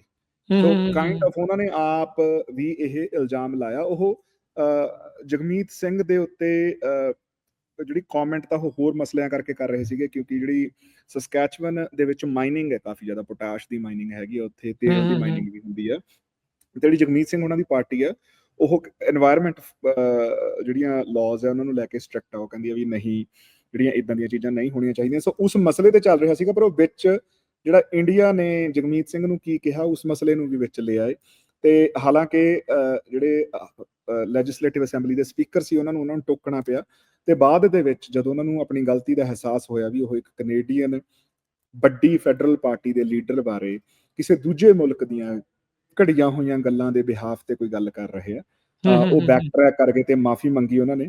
ਜਗਮੀਤ ਸਿੰਘ ਨੇ ਵੀ ਇਹਦੇ ਸੰਬੰਧ ਦੇ ਵਿੱਚ ਬਿਆਨ ਦਿੱਤਾ। ਉਹ ਕਹਿੰਦਾ ਵੀ ਮੈਂ ਲਾਇਰ ਹਾਂ, ਮੈਂ ਇਲੈਕਟਡ ਐਮਪੀ ਹਾਂ, ਮੈਂ ਐਜੂਕੇਟਡ ਬੰਦਾ, ਵੀ ਮੈਨੂੰ ਇਹਨਾਂ ਗੱਲਾਂ ਦਾ ਫਰਕ ਨਹੀਂ ਪੈਂਦਾ, ਪਰ ਮੈਨੂੰ ਇਸ ਗੱਲ ਦਾ ਫਰਕ ਪੈਂਦਾ ਵੀ ਇਹ ਜਿਹੜੀ ਐਮਐਲਏ ਹੈ ਇਹ ਇੱਕ ਟੀਚਰ ਹੈ, ਵੀ ਮੈਂ ਇਹ ਗੱਲ ਮੰਨਦਾ ਵੀ ਇਹ ਪੜ੍ਹੀ ਲਿਖੀ ਹੋਣੀ ਹੈ, ਵੀ ਪਰ ਜੇ ਇਹ ਵੀ ਇੰਨੀ ਅਨਇਨਫੋਰਮਡ ਹੈ ਨੇ ਆਪਣੇ ਬੱਚਿਆਂ ਨੂੰ ਕੀ ਪੜ੍ਹਾਇਆ ਹੋਣਾ। ਸੋ ਉਹਦੇ ਕਰਕੇ ਜਿਹੜੀ ਕਾਫੀ ਆਊਟਰੇਜ ਉਹਨਾਂ ਨੂੰ ਉਸ ਐਮਐਲਏ ਨੂੰ ਸਹਿਣੀ ਪਈ ਤੇ ਉਹ ਬੈਕ ਟਰੈਕ ਕਰ ਗਏ ਤੇ ਉਹਨਾਂ ਨੇ ਮਾਫੀ ਮੰਗੀ ਹੈ ਜਿਹੜੇ ਰਕੈਲ ਹਿਲਬਰਟ ਨੇ। ਪਰ ਇਹ ਪਿਛਲੇ ਹਫਤੇ ਦੇ ਵਿੱਚ ਇਹ ਮਸਲਾ ਜਿਹੜੀਆਂ ਸਿੱਖ ਸਫਾਂ ਦੇ ਵਿੱਚ, ਪੰਜਾਬੀ ਸਫਾਂ ਦੇ ਵਿੱਚ ਇਹ ਇੱਕ ਵੱਡਾ ਮਸਲਾ ਸੀ। ਜੀ ਬਿਲਕੁਲ।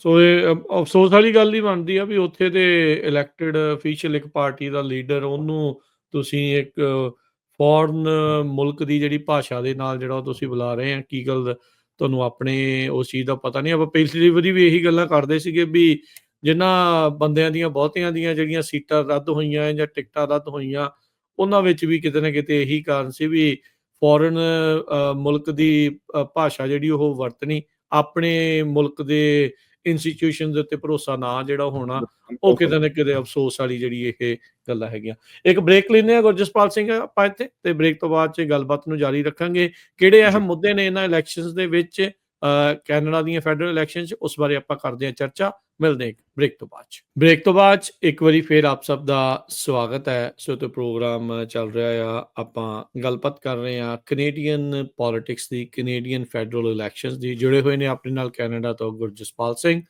ਗੁਰਜਸਪਾਲ ਸਿੰਘ ਜੀ, ਆਇਆਂ ਨੂੰ ਇੱਕ ਵਾਰੀ ਫਿਰ ਸਵਾਗਤ ਹੈ। ਸਤਿ ਸ੍ਰੀ ਅਕਾਲ ਜੀ। ਧੰਨਵਾਦ ਰਾਜ ਕਰਨਵੀਰ ਸਿੰਘ।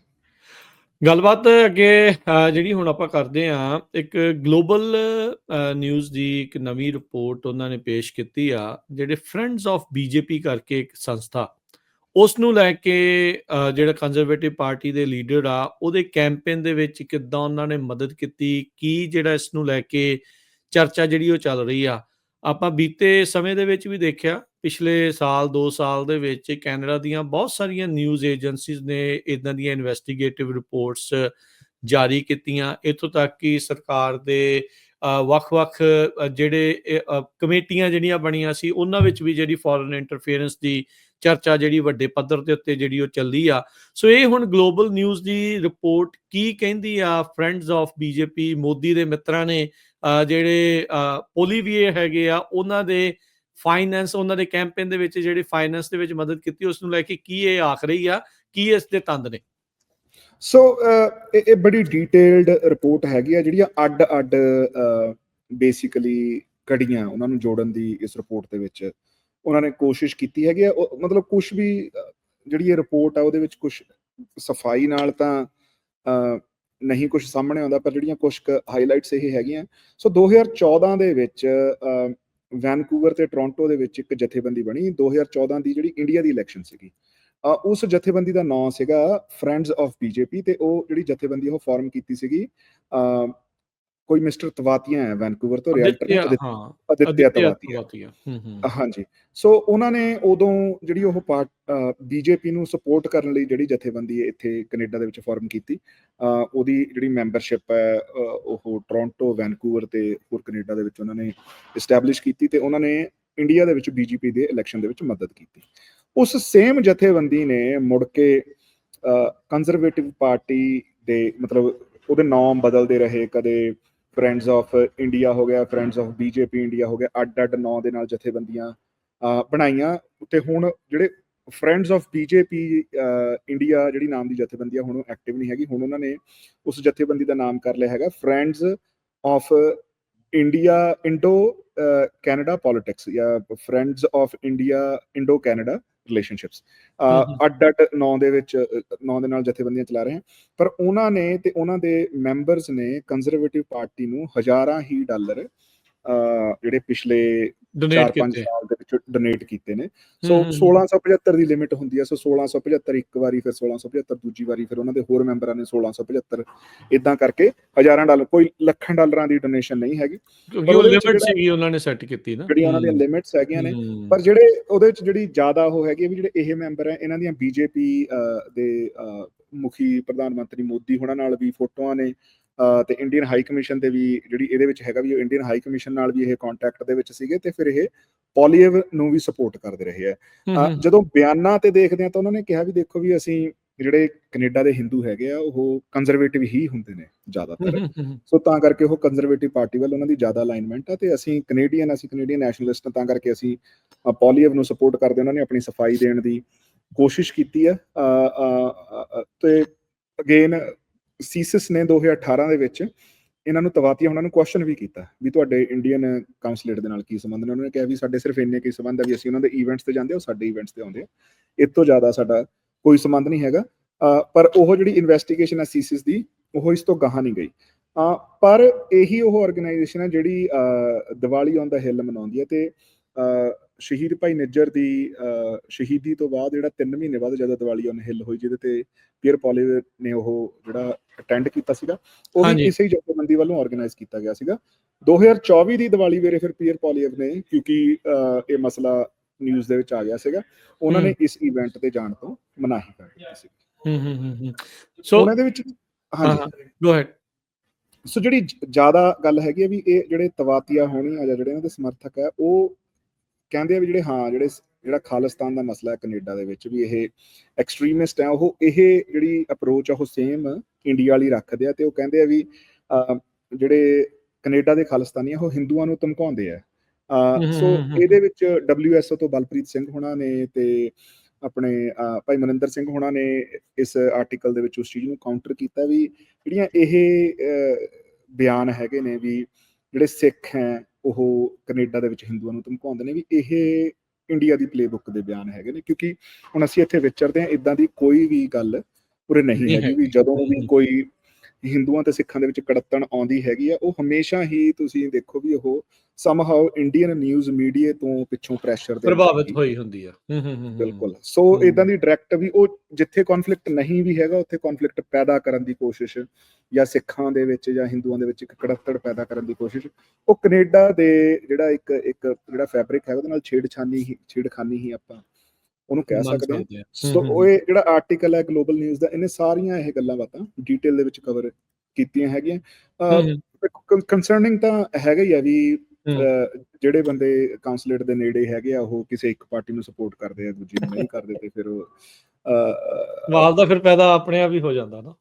ਹਾਂਜੀ ਹਾਂ, ਪਰ ਅਗੇਨ ਸੀਸਸ ਵੱਲੋਂ ਕੋਈ ਡਾਇਰੈਕਟ ਉਵੇਂ ਦੇ ਕੋਈ ਪ੍ਰੂਫ ਵੀ ਨਹੀਂ ਦਿੱਤੇ ਜਾ ਰਹੇ। ਸੋ ਇਹ ਬੜੀ ਸਰਪ੍ਰਾਈਜ਼ਿੰਗ ਜੀ ਗੱਲ ਹੈ। RCMP ਵਾਲੇ ਉਦਾਂ ਪ੍ਰੈਸ ਕਾਨਫਰੰਸ ਤਾਂ ਕਰ ਦਿੰਦੇ ਆ ਵੀ ਇਦਾਂ ਹੋਇਆ, ਪ੍ਰਧਾਨ ਮੰਤਰੀ ਵੀ ਖੜ ਕੇ ਜਿਹੜਾ ਹੁਣ ਸਿੱਧਾ ਇੰਡੀਆ ਦਾ ਨਾਮ ਹੀ ਜਿਹੜਾ ਲਾਉਂਦੇ। ਹੁਣ ਇਸ ਤੋਂ ਵੱਧ ਤਾਂ ਆਈ ਡੋਂਟ ਨੋ ਕੀ ਆ। ਆਈ ਥਿੰਕ ਕੰਜ਼ਰਵੇਟਿਵ ਪਾਰਟੀ ਦੇ ਲੀਡਰ ਨੂੰ ਵੀ ਤਾਂ ਸਵਾਲ ਕਰ ਹੀ ਰਹੇ ਵੀ ਭਾਈ ਸਿਕਿਉਰਿਟੀ ਕਲੀਅਰੈਂਸ ਤਾਂ ਲੈ ਲਾ, ਤੈਨੂੰ ਵੀ ਦਿਖਾ ਦਈਏ ਫਿਰ ਵੀ ਕੀ ਜਿਹੜੀਆਂ ਚੀਜ਼ਾਂ ਕੀ ਚੀਜ਼ਾਂ। ਅੱਛਾ, ਇਸ ਮਸਲੇ ਨੂੰ ਲੈ ਕੇ ਓਵਰਆਲ ਸਿੱਖਾਂ ਦਾ ਕੀ ਨਜ਼ਰੀਆ ਆ? ਹੁਣ ਇੱਕ ਪਾਰਟੀ ਦਾ ਨਾਮ ਜ਼ਿਆਦਾ ਜਿਹੜਾ ਭਾਰਤ ਦੇ ਨਾਲ ਜਿਹੜਾ ਉਹ ਜੁੜ ਰਿਹਾ ਆ, ਇੱਕ ਪਾਸੇ ਉਹ ਲੀਡਰ ਨੂੰ ਵੀ ਦੇਖਦੇ ਆ ਵੀ ਜਿਹਨੇ ਸਦਨ 'ਚ ਖੜ ਕੇ ਸਿੱਖਾਂ ਦੀ ਹਮਾਇਤ ਵੀ ਕੀਤੀ, ਗੱਲ ਵੀ ਕੀਤੀ ਵੀ ਕੈਨੇਡੀਅਨ ਸੋਵਰਨਿਟੀ ਦਾ ਵੀ ਜਿਹੜੀ ਦੁਹਾਈ ਪਾ ਕੇ ਉਹ ਸਾਰੀਆਂ ਚੀਜ਼ਾਂ ਉਹ ਆਖੀਆਂ। ਸਿੱਖਾਂ 'ਚ ਕੀ ਚਰਚਾ ਆ ਇਸ ਵਾਰ ਦੀਆਂ ਇਲੈਕਸ਼ਨਸ ਨੂੰ ਲੈ ਕੇ? ਕਿਹੜੀ ਪਾਰਟੀ ਵੱਲ ਉਹਨਾਂ ਦਾ ਝੁਕਾਵ ਜ਼ਿਆਦਾ ਆ? ਇੱਕ ਪਾਸੇ ਸਿੱਖ ਚਿਹਰਾ ਲੀਡਰ ਆ NDP ਦਾ, ਲਿਬਰਲ ਪਾਰਟੀ ਦੇ ਵਿੱਚ ਜਿਨ੍ਹਾਂ ਨੇ ਇੱਕ ਹਿਸਾਬ ਦੇ ਨਾਲ ਭਾਰਤ ਦੇ ਨਾਲ ਸਿੰਘ ਫਸਾਏ ਆ, ਤੀਜਾ ਇਹ ਕੰਜ਼ਰਵੇਟਿਵ ਪਾਰਟੀ ਵਾਲੇ ਆ ਜਿਸ ਦੀ ਕੈਂਪੇਨ, ਜਿਸ ਨੂੰ ਚੁਣਨ ਦੇ ਵਿੱਚ ਭਾਰਤ ਦੀ ਇੰਟਰਫੀਅਰੈਂਸ ਦੇ ਜਿਹੜੇ ਕਥਿਤ ਇਲਜ਼ਾਮ ਜਿਹੜੇ ਲੱਗਦੇ ਆ। ਸਿੱਖ ਕੀ ਸੋਚ ਰਹੇ ਨੇ ਇਸ ਟਾਈਮ ਉੱਥੇ? ਸੋ ਜਿਵੇਂ ਜਿਹੜੇ ਸਿੱਖਾਂ ਨੂੰ ਤਾਂ ਇਸ ਗੱਲ ਦੀ ਸਮਝ ਹੈ, ਜਿਹੜੇ ਇਹਨਾਂ ਸਾਰੀਆਂ ਹੁਣ ਇੱਕ ਲੰਬੀ ਰਿਪੋਰਟ ਹੈ, ਜਿਨ੍ਹਾਂ ਨੇ ਤਾਂ ਇਹ ਰਿਪੋਰਟ ਪੜ੍ਹੀ ਹੈ ਜਾਂ ਜਿਹੜੇ ਇਹਨੂੰ ਕਲੋਜ਼ਲੀ ਮੋਨੀਟਰ ਕਰ ਰਹੇ ਆ, ਉਹ ਤਾਂ ਇਸ ਗੱਲ ਤੇ ਇਹ ਕਹੀ ਰਹੇ ਆ ਵੀ ਕੰਜ਼ਰਵੇਟਿਵ ਪਾਰਟੀ ਨੂੰ ਇਹਨਾਂ ਗੱਲਾਂ ਦੇ ਜਵਾਬ ਜ਼ਰੂਰ ਦੇਣੇ ਚਾਹੀਦੇ ਨੇ। ਤੇ ਉਹ ਵੋਟਿੰਗ ਦੇ ਵਿੱਚ ਉਹਨਾਂ ਦੀ ਕੰਜ਼ਰਵੇਟਿਵ ਪਾਰਟੀ ਦੇ ਵਿਰੁੱਧ ਵੀ ਇਹ ਗੱਲ ਜਾ ਰਹੀ ਹੈ ਵੀ ਜਿਹੜੇ ਆਪਾਂ ਕਹਿ ਲਈਏ ਵੀ ਜਾਗਰੂਕ ਸਿੱਖ ਨੇ, ਜਿਹੜੇ ਕੈਨੇਡਾ ਦੀ ਸੋਵਰੈਨਿਟੀ ਨੂੰ ਤੇ ਫੋਰਨ ਇੰਟਰਫੇਰੈਂਸ ਨੂੰ ਨਹੀਂ ਪਸੰਦ ਕਰਦੇ, ਜਿਹੜੇ ਕਹਿੰਦੇ ਆ ਵੀ ਯਾਰ ਨਹੀਂ, ਕੈਨੇਡਾ ਦੇ ਵਿੱਚ ਜਿਹੜੀ ਆਜ਼ਾਦੀ ਹੈ, ਜਿਹੜੀ ਸਾਡੀ ਵੋਟ ਪਾਉਣ ਦੀ ਆਜ਼ਾਦੀ ਹੈ, ਜਿਹੜੀ ਸਾਡੀ ਗੱਲ ਕਰਨ ਦੀ ਆਜ਼ਾਦੀ ਹੈ, ਉਹਦੇ ਤੇ ਕੋਈ ਅਟੈਕ ਕਿਸੇ ਫੋਰਨ ਮੁਲਕ ਵੱਲੋਂ ਨਹੀਂ ਹੋਣਾ ਚਾਹੀਦਾ। ਉਹ ਇਸ ਗੱਲ ਨੂੰ ਸਮਝਦੇ ਆ ਤੇ ਉਹ ਉਹਨਾਂ ਦਾ ਕੰਜ਼ਰਵੇਟਿਵ ਪਾਰਟੀ ਨੂੰ ਕੁਐਸਚਨ ਵੀ ਕਰਦੇ ਤੇ ਉਹਨਾਂ ਦਾ ਝੁਕਾਅ ਜ਼ਿਆਦਾ ਨਾਨ ਕੰਜ਼ਰਵੇਟਿਵ ਪਾਰਟੀਆਂ ਵੱਲ ਹੈਗਾ। ਪਰ ਜੇ ਆਪਾਂ ਆਮ ਲੋਕਾਂ ਨਾਲ ਗੱਲ ਕਰਦੇ ਆ, ਹੁਣ ਜਿਵੇਂ ਆਪਾਂ ਪਿਛਲੀ ਵਾਰ ਵੀ ਗੱਲ ਕੀਤਾ ਸੀਗਾ ਵੀ ਜਿਹੜਾ ਇਮੀਗ੍ਰੇਸ਼ਨ ਹੈ ਉਹ ਇੱਕ ਜਿਹੜੀ ਉਹ ਭਾਵਨਾ ਬਣੀ ਹੋਈ ਹੈ ਐਂਟੀ ਇਮੀਗ੍ਰੇਸ਼ਨ ਵਾਲੀ, ਤੇ ਉਹਦੇ ਤੇ ਉਹਨਾਂ ਨੂੰ ਲੱਗਦਾ ਵੀ ਲਿਬਰਲ ਪਾਰਟੀ ਨੇ ਬਹੁਤ ਸਕਰੂ ਅਪ ਕੀਤਾ, ਜਾਂ ਜਿਹੜੇ ਕਈਆਂ ਨੂੰ ਲੱਗਦਾ ਜਿਹੜੇ ਇਕਨੋਮਿਕ ਮਸਲੇ ਤੇ ਵੀ ਜਿਹੜੀਆਂ ਕੈਨੇਡਾ ਦੇ ਵਿੱਚ ਨੌਕਰੀਆਂ ਘਟੀਆਂ ਨੇ, ਸਾਰਾ ਕੁਝ ਉਹਦੇ ਲਈ ਲਿਬਰਲ ਪਾਰਟੀ ਨੂੰ ਉਹ ਦੋਸ਼ੀ ਜ਼ਿੰਮੇਵਾਰ ਮੰਨਦੇ ਨੇ। ਉਹ ਫਿਰ ਏਦਾਂ ਦੀਆਂ ਜਿਹੜੀਆਂ ਈਵਨ ਦੋ ਇੰਪੋਰਟੈਂਟ ਮਸਲੇ ਆ ਉਹਨਾਂ ਨੂੰ ਇਗਨੋਰ ਕਰ ਦਿੰਦੇ। ਸੋ ਆਪਾਂ ਕਹਿ ਸਕਦੇ ਹਾਂ ਵੀ ਆਲਮੋਸਟ ਜਿਹੜੀ ਕਮਿਊਨਿਟੀ ਆ ਉਹ ਡਿਵਾਈਡਡ ਹੈ, ਵੀ ਲਗਭਗ 50% ਸਿੱਖਾਂ ਲਈ ਇਹ ਬਿਲਕੁਲ ਮਸਲਾ ਹੈਗਾ, ਤੇ ਉਹ ਕਹਿੰਦੇ ਆ ਵੀ ਨਹੀਂ, ਇਹ ਚੀਜ਼ ਜ਼ਿਆਦਾ ਇੰਪੋਰਟੈਂਟ ਹੈ ਤੇ ਇਹਨੂੰ ਨਜ਼ਰਅੰਦਾਜ਼ ਨਹੀਂ ਕੀਤਾ ਜਾ ਸਕਦਾ। 50% ਜਿਹੜੀ ਆਬਾਦੀ ਆ ਉਹ ਕਹਿੰਦੀ ਆ ਵੀ ਨਹੀਂ ਯਾਰ, ਵੀ ਮਤਲਬ ਇਹ ਕੋਈ ਮਸਲਾ ਹੀ ਨਹੀਂ ਹੈਗਾ। ਜਿਵੇਂ ਅਮਰੀਕਾ ਦੇ ਵਿੱਚ ਵੀ ਮੇਰੇ ਖਿਆਲ ਨਾਲ ਸੇਮ ਹੀ ਰੇਸ਼ੋ ਹੈ ਵੀ ਹੁਣ ਤੁਹਾਨੂੰ ਵੀ ਹਰ ਤਰ੍ਹਾਂ ਦੇ ਲੋਕੀ ਮਿਲਦੇ ਨੇ ਜਿਹੜੇ ਕਹਿੰਦੇ ਬਿਲਕੁਲ। ਯਾਰ ਇੱਥੇ ਸੋ ਕੋਈ ਪੰਥਕ ਐਨਕ ਨਾ ਦੇਖਦਾ, ਉਸ ਚੀਜ਼ ਨਾਲ ਜਿਹੜੀ ਉਹ ਕੋਈ ਚੀਜ਼ ਦੇਖਦਾ, ਕੋਈ ਸਿੱਖਾਂ ਦੇ ਮਸਲਿਆਂ ਨੂੰ ਜਿਹੜੀ ਉਹ ਅਹਿਮੀਅਤ ਦਿੰਦਾ, ਕੋਈ ਲੋਕਲ ਜਿਹੜੇ ਆ ਉਹਨਾਂ ਨੂੰ ਜਿਹੜੀ ਉਹ ਅਹਿਮੀਅਤ ਦਿੰਦਾ ਆ। ਸੋ ਇਹ ਬੈਲੈਂਸ ਬਣਾਉਣਾ ਹੈ ਤੇ ਇੰਪੋਸੀਬਲ, ਪਰ ਫਿਰ ਵੀ ਲੋਕ ਕਰੀ ਜਾਂਦੇ ਆ। ਸੋ ਪਰਸੈਂਟੇਜ ਆਪਣੇ ਆਪ ਡਿਵਾਈਡ ਹੋ ਜਾਂਦੀ ਹੈ ਕਮਿਊਨਿਟੀ ਦੀ, ਉੱਦਾਂ ਦੀ ਜਿਹੜੀ ਉਹ ਨਜ਼ਰ ਜਿਹੜੀ ਉਹ ਆ ਰਹੀ ਆ। ਪਰ ਇਹ ਬਹੁਤ ਗੰਭੀਰ ਸੰਗੀਨ ਮੁੱਦੇ ਨੇ ਤੇ ਧਿਆਨ ਜਿਹੜਾ ਉਹ ਜ਼ਰੂਰ ਸਾਰਿਆਂ ਨੂੰ ਰੱਖਣਾ ਚਾਹੀਦਾ, ਇਰਰਿਸਪੈਕਟਿਵ ਕਿਹੜਾ ਵੀ ਲੀਡਰ ਜਿਹੜਾ ਉਹ ਚੁਣ ਕੇ ਉੱਥੇ ਆਉਂਦਾ ਆ, ਤੇ ਉਹਦੇ ਕਾਊਂਟਰਸ ਜੇ ਤੁਹਾਡੇ ਹਮਾਇਤ ਵਾਲਾ ਆਉਂਦਾ ਆ ਉਹਦੇ ਨਾਲ ਕੀ ਕੀਤਾ ਜਾ ਸਕਦਾ ਆ, ਕਿੱਦਾਂ ਹੈਲਪ ਉਹਦੇ ਨਾਲ ਲੈ ਕੇ ਅੱਗੇ ਵਧਣਾ ਹੈ, ਤੇ ਜੇ ਆਪੋਜ਼ਿਟ ਵਾਲਾ ਵੀ ਆਉਂਦਾ ਤੇ ਉਹਨੂੰ ਕਾਊਂਟਰ ਕਿੱਦਾਂ ਕਰਨਾ ਹੈ ਦੂਜਿਆਂ ਨੂੰ। ਇਹ ਸਾਰੀਆਂ ਤਿਆਰੀਆਂ ਜਿਹੜੀਆਂ ਨਾਲ ਹੋਣੀਆਂ ਚਾਹੀਦੀਆਂ। ਅੱਛਾ, ਤੇ ਹਾਂਜੀ, ਮੇਰਾ ਪਰਸਨਲ ਬਿਲੀਫ ਇਹ ਹੈਗਾ ਰਾਜਕਰਨ ਸਿੰਘ ਵੀ, ਜੇ ਤੁਸੀਂ ਮਤਲਬ ਕੰਜ਼ਰਵੇਟਿਵ ਪਾਰਟੀ ਦੀ ਵੀ ਤੁਸੀਂ ਸਪੋਰਟ ਕਰਨੀ ਹੈ, ਕੁਝ ਕੰਜ਼ਰਵੇਟਿਵ ਪਾਰਟੀ ਦੇ ਜਿਹੜੇ ਬੰਦੇ ਹੈਗੇ ਆ, ਉਹ ਮੇਰੇ ਵੀ ਵਧੀਆ ਦੋਸਤ ਹੈਗੇ ਆ। ਮੈਂ ਕੰਜ਼ਰਵੇਟਿਵ ਪਾਰਟੀ ਦੇ ਜਿਹੜੇ MP MLA ਦੇ ਕੈਂਡੀਡੇਟ ਹੈਗੇ ਉਹਨਾਂ ਨੂੰ ਮਿਲਦਾ, ਉਹਨਾਂ ਨਾਲ ਉੱਠਦਾ ਬਹਿੰਦਾ। ਸੋ ਪਰ ਗੱਲ ਇਹ ਹੈ ਵੀ ਤੁਸੀਂ ਉਹਨਾਂ ਨੂੰ ਕੁਐਸਚਨ ਜ਼ਰੂਰ ਕਰੋ ਵੀ ਯਾਰ ਜਿਹੜੇ ਇਹ ਮਸਲੇ ਇਹ ਸਾਡੇ ਲਈ ਇੰਪੋਰਟੈਂਟ ਹੈ, ਈਵਨ ਦੋ ਤੁਸੀਂ ਉਹਨਾਂ ਨੂੰ ਵੋਟ ਵੀ ਪਾ ਰਹੇ, ਇਲੈਕਟ ਕਰਕੇ ਵੀ ਲੈ ਕੇ ਆ ਰਹੇ ਆ। ਨਹੀਂ, ਆਪਣੇ ਸਿੱਖ ਚਿਹਰੇ ਵੀ ਹੈਗੇ ਉਹਨਾਂ ਪਾਰਟੀ ਦੇ ਵਿੱਚ। ਬਿਲਕੁਲ, ਹਾਂਜੀ। ਸੋ ਐਸ ਲੌਂਗ ਐਜ਼ ਉਹਨਾਂ ਨੂੰ ਇਸ ਗੱਲ ਤੋਂ ਉਹ ਕਹਿੰਦੇ ਵੀ ਯਾਰ ਵੀ ਠੀਕ ਆ, ਅਸੀਂ ਤੁਹਾਡੀ ਸਪੋਰਟ ਕਰਦੇ ਹਾਂ ਇਹਨਾਂ ਮਸਲਿਆਂ ਕਰਕੇ, ਪਰ ਜਿਹੜੇ ਇਹ ਵਾਲੇ ਮਸਲੇ ਵੀ ਸਾਡੇ ਲਈ ਇੰਪੋਰਟੈਂਟ ਹੈ। ਇਹਦੇ ਤੇ ਤੁਸੀਂ ਜਾਂ ਤਾਂ ਤੁਸੀਂ ਆਪਣਾ ਜਿਹੜਾ ਸਟੈਂਡ ਹੈ ਸਪਸ਼ਟ ਕਰੋ, ਜੇ ਤੁਸੀਂ ਸਟੈਂਡ ਨਹੀਂ ਸਪਸ਼ਟ ਆਪਣਾ ਕਰਨਾ ਵੀ ਤੁਸੀਂ ਜਦੋਂ ਇਲੈਕਟ ਵੀ ਹੋ ਕੇ ਆ ਰਹੇ ਵੀ ਇਹ ਮਸਲੇ ਸਾਡੇ ਰਹਿਣੇ ਆ। ਹੁਣ ਜਿਵੇਂ ਜਿਹੜਾ ਬਿੱਲ C-21 ਆ, ਮਤਲਬ ਦੇਖੋ ਸਿੱਖਾਂ ਦਾ ਬੜਾ ਇੰਪੋਰਟੈਂਟ ਮਸਲਾ, ਉਹਦੇ ਵਿੱਚ ਡਿਵੀਜ਼ਨ ਕਿੱਥੋਂ ਆਉਂਦੀ ਹੈ। ਜਿਹੜਾ ਬਿੱਲ C-21 ਹੈ, ਜਿਹੜਾ ਕਿਊਬਿਕ ਦੇ ਵਿੱਚ ਧਾਰਮਿਕ ਚਿੰਨ੍ਹ ਪਾਉਣ ਦੀ ਆਜ਼ਾਦੀ ਦਾ ਬਿੱਲ ਹੈਗਾ, ਹਨਾ, ਉਹਦੇ ਵਿੱਚ ਜਿਹੜੀ ਕੰਜ਼ਰਵੇਟਿਵ ਪਾਰਟੀ ਦੇ ਲੀਡਰ ਆ ਉਹਨਾਂ ਦਾ ਬਿਲਕੁਲ ਸਪਸ਼ਟ ਸਟੈਂਡ ਹੈ ਵੀ ਇਹ ਗਲਤ ਹੈ, ਵੀ ਸਰਕਾਰ ਦੀ ਕਿਹੜਾ ਧਰਮ ਦਾ ਬੰਦਾ ਕੀ ਪਾਉਣਾ ਚਾਹੁੰਦਾ ਉਹਦੇ ਤੇ ਸਰਕਾਰ ਦੀ ਕੋਈ ਦਖਲਅੰਦਾਜ਼ੀ ਨਹੀਂ ਹੋਣੀ ਚਾਹੀਦੀ। ਹੁਣ ਇੱਕ ਵਧੀਆ ਸਟੈਂਡ ਹੈ ਜਗਮੀਤ ਸਿੰਘ ਦਾ ਸਟੈਂਡ ਆਪਾਂ ਨੂੰ ਹਮੇਸ਼ਾ ਤੋਂ ਹੀ ਪਤਾ। ਉਹ ਕਹਿੰਦੇ ਵੀ ਬਿਲਕੁਲ ਉਹ ਜਿਹੜਾ ਬਿੱਲ C-21 ਉਹਦੇ ਅਗੇਂਸਟ ਹੈ। ਜਿਹੜੀ ਮਾਰਕ ਕਰਨੀ ਹੈ ਲਿਬਰਲ ਪਾਰਟੀ ਤੇ, ਉਹ ਕਹਿ ਰਹੇ ਆ ਵੀ ਮੇਰਾ ਇਹਦੇ ਤੇ ਕੋਈ ਓਪੀਨੀਅਨ ਹੀ ਹੈ ਨਹੀਂਗਾ, ਵੀ I will let the courts decide. Basically ਹੁਣ ਉਹ ਜਿਹੜਾ ਉਹਨਾਂ ਦਾ ਸਟੈਂਡ ਆ ਉਹ ਸਿੱਖਾਂ ਦੇ ਹੱਕ ਵਾਲਾ ਨਹੀਂ ਹੈਗਾ, ਜਾਂ ਨਹੀਂ ਹੈਗਾ ਇਸ ਮਸਲੇ ਦੇ ਵਿੱਚ ਪਾਉਂਦੇ ਆ, ਹਨਾ। ਸੋ ਇਦਾਂ ਰੈਦਰ ਦੈਨ ਕਿਸੇ ਇੱਕ ਪਾਰਟੀ ਨੂੰ ਜਾਂ ਇੱਕ ਬੰਦੇ ਨੂੰ ਪਿਕ ਕਰਨਾ, ਸਾਨੂੰ ਮਸਲਿਆਂ ਨੂੰ ਪਿਕ ਕਰਨਾ ਚਾਹੀਦਾ ਵੀ ਇਰਰਿਸਪੈਕਟਿਵ ਆਫ ਕਿਹਦੀ ਸਰਕਾਰ ਆਉਂਦੀ ਹੈ, ਤੁਸੀਂ ਕਿਹਨੂੰ ਵੋਟ ਪਾਉਂਦੇ ਹੋ, ਤੁਸੀਂ ਜਿਹਨੂੰ ਵੀ ਮਿਲਦੇ ਹੋ, ਮਸਲੇ ਤੁਹਾਡੇ ਕਲੀਅਰ ਹੋਣੇ ਚਾਹੀਦੇ ਵੀ ਯਾਰ ਆਹ ਸਾਡੇ ਮਸਲੇ ਹੈਗੇ ਆ, ਇਹਦੇ ਤੇ ਜੇ ਤੁਹਾਨੂੰ ਸਾਡੀ ਵੋਟ ਚਾਹੀਦੀ ਹੈ ਤੁਹਾਨੂੰ ਐਵੇਂ ਇਹਦੇ ਤੇ ਕੰਮ ਕਰਨਾ ਪੈਣਾ। ਸੋ ਜਦੋਂ ਅਸੀਂ ਪਾਰਟੀਆਂ ਦੇ ਉੱਤੇ ਉੱਠ ਕੇ ਮਸਲਿਆਂ ਦੇ ਉੱਤੇ ਜਦੋਂ ਸਿੱਖ ਰਾਜਨੀਤੀ ਕਰਨਗੇ ਫਿਰ ਸਾਨੂੰ ਸਕਸੈਸ ਦੇ ਜਿਹੜੇ ਸਾਡੇ। ਅੱਛਾ ਗੁਰਜਸਪਾਲ, ਇੱਥੇ ਮੈਂ ਨਾਲ ਇੱਕ ਟਿੱਪਣੀ ਕਰਨਾ ਚਾਹੁੰਦਾ, ਬਹੁਤੇ ਵੋਟਰ ਵਨ ਇਸ਼ੂ ਵੋਟਰ ਹੁੰਦੇ ਆ। ਹਾਂਜੀ, ਓਵਰਆਲ ਜੇ ਤੁਸੀਂ ਦੇਖੋ ਨਾ, ਕਿਸੇ ਦੇ ਲਈ ਇਕਨੋਮੀ ਇੰਪੋਰਟੈਂਟ ਆ, ਕਿਸੇ ਦੇ ਲਈ ਇਮੀਗ੍ਰੇਸ਼ਨ ਇੰਪੋਰਟੈਂਟ ਆ, ਕਿਸੇ ਦੇ ਲਈ ਕ੍ਰਾਈਮ ਆ, ਕਿਸੇ ਦੇ ਲਈ ਜਿੱਦਾਂ ਇਹ ਸਿੱਖ ਮਸਲੇ ਇੰਪੋਰਟੈਂਟ। ਇਹ ਹਰ ਇੱਕ ਜਾਣੇ ਨੇ ਦਿਲ ਦੀ ਭਾਵਨਾ, ਸਭ ਨੂੰ ਪਤਾ ਵੀ ਕਿਹੜੀ ਚੀਜ਼ ਕਰਕੇ ਕਿਹਨੂੰ ਉਹਨਾਂ ਨੇ ਜਿਹੜੀ ਉਹ ਵੋਟ ਪਾਈ ਆ, ਉਹ ਮੋਸਟਲੀ ਇੱਕ ਇਸ਼ੂ ਕਰਕੇ ਜਿਹੜਾ ਉਹ ਹੁੰਦਾ ਆ। ਸੋ ਇਹ ਤੁਹਾਨੂੰ ਆਪ ਪਛਾਣਨ ਦੀ ਲੋੜ ਪੈਣੀ ਹੈ, ਆਪਣੇ ਦਿਲ ਨੂੰ ਤੁਹਾਨੂੰ ਪੁੱਛਣਾ ਪੈਣਾ ਵੀ ਤੁਹਾਡੇ ਲਈ ਇੰਪੋਰਟੈਂਟ ਕਿਹੜਾ ਮਸਲਾ ਜਿਹੜਾ ਉਹ ਜ਼ਿਆਦਾ ਹੈ, ਤੇ ਉਹਦੇ ਹਿਸਾਬ ਦੇ ਨਾਲ ਤੁਸੀਂ ਦੇਖੋ ਵੀ ਵੋਟ ਕਿਸ ਹਿਸਾਬ ਦੇ ਨਾਲ ਤੁਸੀਂ ਪਾ ਸਕਦੇ ਆ ਜਾਂ ਕਿੱਦਾਂ ਜਿਹੜੀ ਉਹ ਪਾਉਣੀ ਆ। ਇਸ਼ੂ ਕਰਕੇ ਵੋਟ ਪਾ ਕੇ ਵੀ ਤੁਸੀਂ ਵੀ ਮੰਨ ਲਓ ਮੈਂ ਕੰਜ਼ਰਵੇਟਿਵ ਪਾਰਟੀ ਨੂੰ ਵੋਟ ਪਾ ਦਿੰਦਾ ਇਸ ਇਸ਼ੂ ਕਰਕੇ ਵੀ ਹਾਂਜੀ ਇਹ ਇਕਨੋਮੀ ਨੂੰ ਵਾਪਸ ਲੈ ਆਉਗੇ, ਪਰ ਮੈਂ ਐਟ ਦਾ ਸੇਮ ਟਾਈਮ ਮੈਂ ਜੇ ਉਹਨਾਂ ਦੀਆਂ ਰੈਲੀਆਂ ਦੇ ਵਿੱਚ ਜਾਣਾ, ਮੈਂ ਉਹਨਾਂ ਨੂੰ ਇਹ ਕਹਿ ਸਕਦਾ ਵੀ ਯਾਰ ਮੈਂ ਤੁਹਾਨੂੰ ਵੋਟ ਤਾਂ ਪਾ ਰਿਹਾ ਪਰ ਇਸ ਮਸਲੇ ਤੇ ਨਹੀਂ ਉਹ ਤਾਂ ਜ਼ਰੂਰੀ ਹੈ, ਹਨਾ, ਵੀ ਤੁਸੀਂ ਆਪਣਾ ਮਸਲਾ ਤੁਸੀਂ ਜਿਹੜਾ ਮਰਜ਼ੀ ਚੁਣ ਲਓ ਪਰ ਉਹਦੇ ਤੇ ਤੁਸੀਂ ਲੌਬਿੰਗ ਤਾਂ ਆਪਾਂ ਕਰ ਹੀ ਸਕਦੇ ਜਿਹੜੇ ਸਾਡੇ। ਨਹੀਂ ਉਹੀ ਤਾਂ ਮੈਂ ਕਹਿੰਦਾ ਸੀ ਨਾ ਵੀ ਜੇ ਤੁਹਾਡੇ ਹੱਕ ਦਾ ਬੰਦਾ ਚੁਣ ਕੇ ਆਉਂਦਾ ਜਾਂ ਤੁਹਾਡੇ ਵਿਰੋਧ ਵਾਲਾ ਆਉਂਦਾ ਆ, ਤੁਹਾਨੂੰ ਜਿਹੜਾ ਆਪਣਾ ਕੰਮ ਨੂੰ ਅੱਗੇ ਕਿੱਦਾਂ ਵਧਾਉਣਾ ਉਹਦੇ ਲਈ ਤਿਆਰੀ ਜਿਹੜੀ ਉਹ ਪੱਕੀ ਰੱਖਣੀ ਚਾਹੀਦੀ ਆ। ਅੱਛਾ, ਓਵਰਸੀਜ਼ ਫਰੈਂਡਸ ਆਫ BJP ਵਾਲਿਆਂ ਦੀ ਇੱਕ ਨਾਲ ਹੀ ਲੱਗਦੀ ਗੱਲ ਜਿਹੜੀ ਉਹ ਕਰ ਲਿਆ, ਆਸਟ੍ਰੇਲੀਆ ਦੇ ਵਿੱਚ ਵੀ ਏਦਾਂ ਇਹਨਾਂ ਦਾ ਇੱਕ ਬੰਦਾ ਸੀਗਾ, ਉਹ 40 ਸਾਲ ਦੀ ਸਜ਼ਾ ਸੁਣਾਈ ਸੀ ਉਹਨੂੰ, ਬਾਅਦ ਚ ਉਧਰੋਂ ਸ਼ਾਇਦ ਕਹਿੰਦੇ ਭੱਜ ਕੇ ਇੰਡੀਆ ਚਲਾ ਗਿਆ ਸੀ।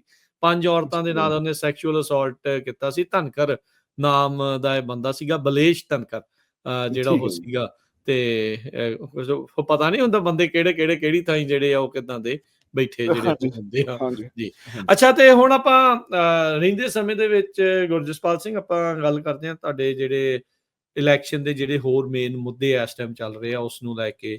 ਆਈ ਥਿੰਕ 4-5 ਇਸ਼ੂ ਨੇ ਜ਼ਿਆਦਾ ਮੇਨ, ਜਿਹਦੇ ਵਿੱਚ ਐਨਰਜੀ ਦਾ, ਆਇਲ ਦਾ, ਤੇਲ ਦਾ ਜਿਹੜਾ ਉਹ ਹੋ ਗਿਆ, ਫਿਰ ਹੈਲਥ ਕੇਅਰ ਤੁਹਾਡੇ ਉੱਥੇ ਦੀ ਲੋਕਲ ਜਿਹੜੀ ਸਿਚੁਏਸ਼ਨ ਆ, ਇਮੀਗ੍ਰੇਸ਼ਨ ਦਾ ਆ ਜਿਹੜਾ ਨਾਲ ਆ, ਤੇ ਹਾਊਸਿੰਗ ਦੀ ਆਪਾਂ ਜਿੱਦਾਂ ਤੁਸੀਂ ਪਹਿਲਾਂ ਥੋੜੀ ਜਿਹੀ ਗੱਲ ਕੀਤੀ ਸੀ।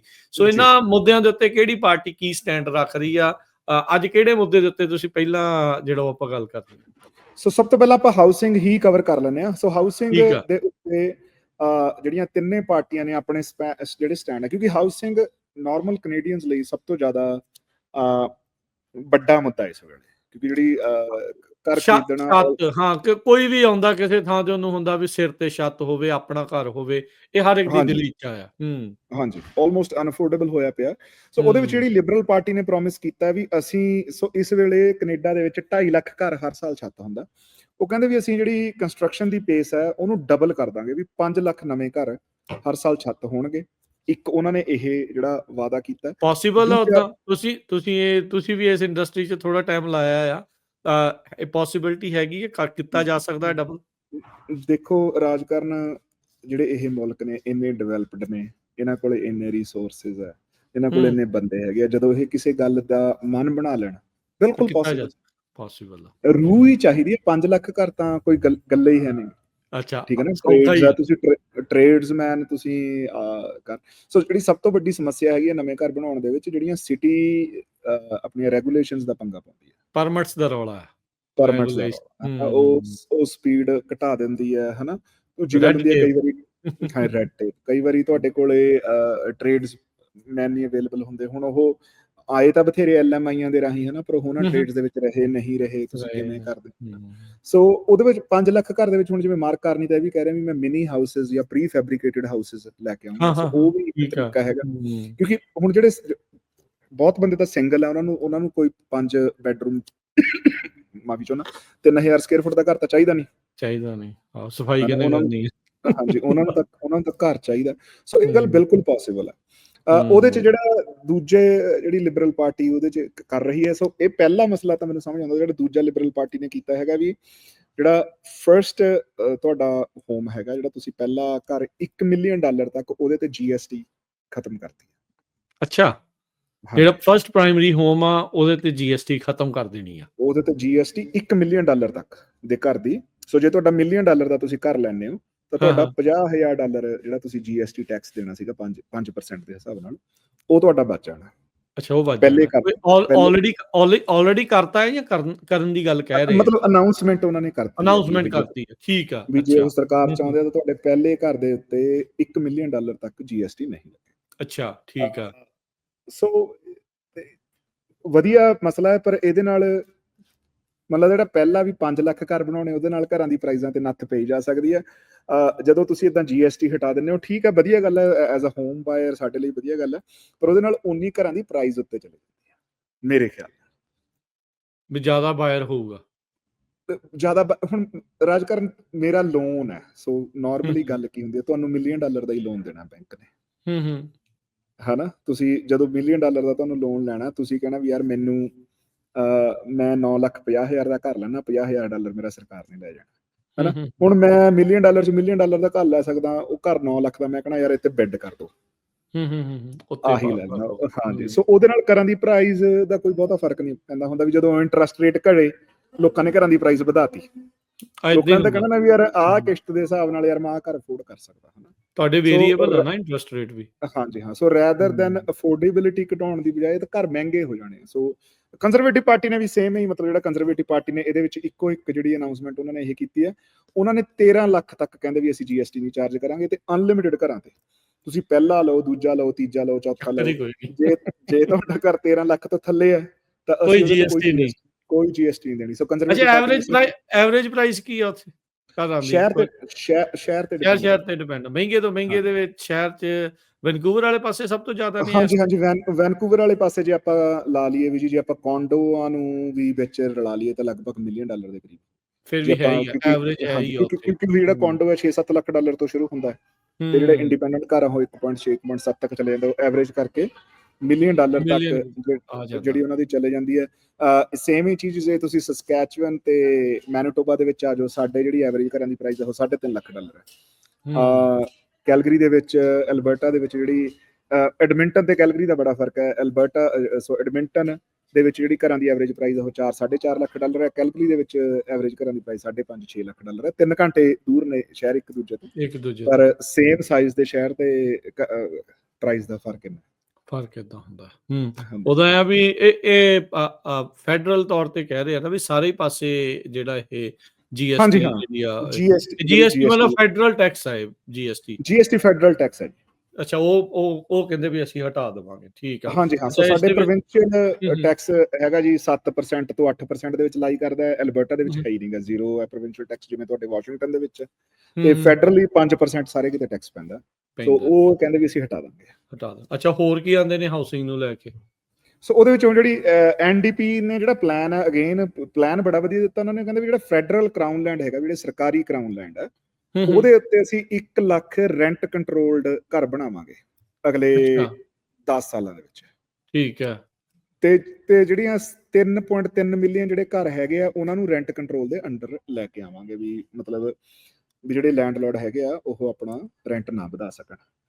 ਸੋ ਜਿਹੜਾ ਕਰਾਊਨ ਲੈਂਡ ਨੂੰ ਵਰਤ ਕੇ 1 ਲੱਖ ਘਰ ਬਣਾਉਣ ਵਾਲਾ ਆਈਡੀਆ ਉਹ ਬੜਾ ਵਧੀਆ, ਕਿਉਂਕਿ ਜੇ ਤੁਸੀਂ ਸਰਕਾਰ ਰੈਂਟ ਕੰਟਰੋਲਡ ਘਰ ਬਣਾਉਂਦੀ ਹੈ, ਪਰ ਉਹਦੇ 'ਚ ਪ੍ਰੋਬਲਮ ਇਹ ਆ ਜਾਂਦੇ ਵੀ ਇੱਕ ਤਾਂ ਉਹਦੇ ਸਪੈਸੀਫਿਕਸ ਬੜੇ ਜ਼ਰੂਰੀ ਹੈ। ਦੂਜੀ ਗੱਲ ਹੈ ਵੀ ਜਦੋਂ ਤੁਸੀਂ ਸਰਕਾਰ ਨੂੰ ਕੰਟਰੋਲ ਦਿੱਤਾ, ਉਹਦੇ ਵਿੱਚ ਫਿਰ ਜਿਹੜੀ ਰੈਡ ਟੇਪ ਹੈ, ਐਕਸਪੈਂਸਿਸ ਐਡੀਸ਼ਨਲ ਐਡ ਹੋ ਕੇ ਉਹ ਕਾਮਯਾਬੀ ਦੇ ਉਹਦੇ ਚਾਂਸਸ ਕਿੰਨੇ ਕੁ ਹੈ, ਵੇਸਟਫੁਲ ਜਿਹੜੀਆਂ ਹੁੰਦੀਆਂ ਚੀਜ਼ਾਂ, ਜਿਹੜੀਆਂ ਵੇਸਟ ਹੈ ਉਹ ਵੱਧ ਜਾਂਦਾ।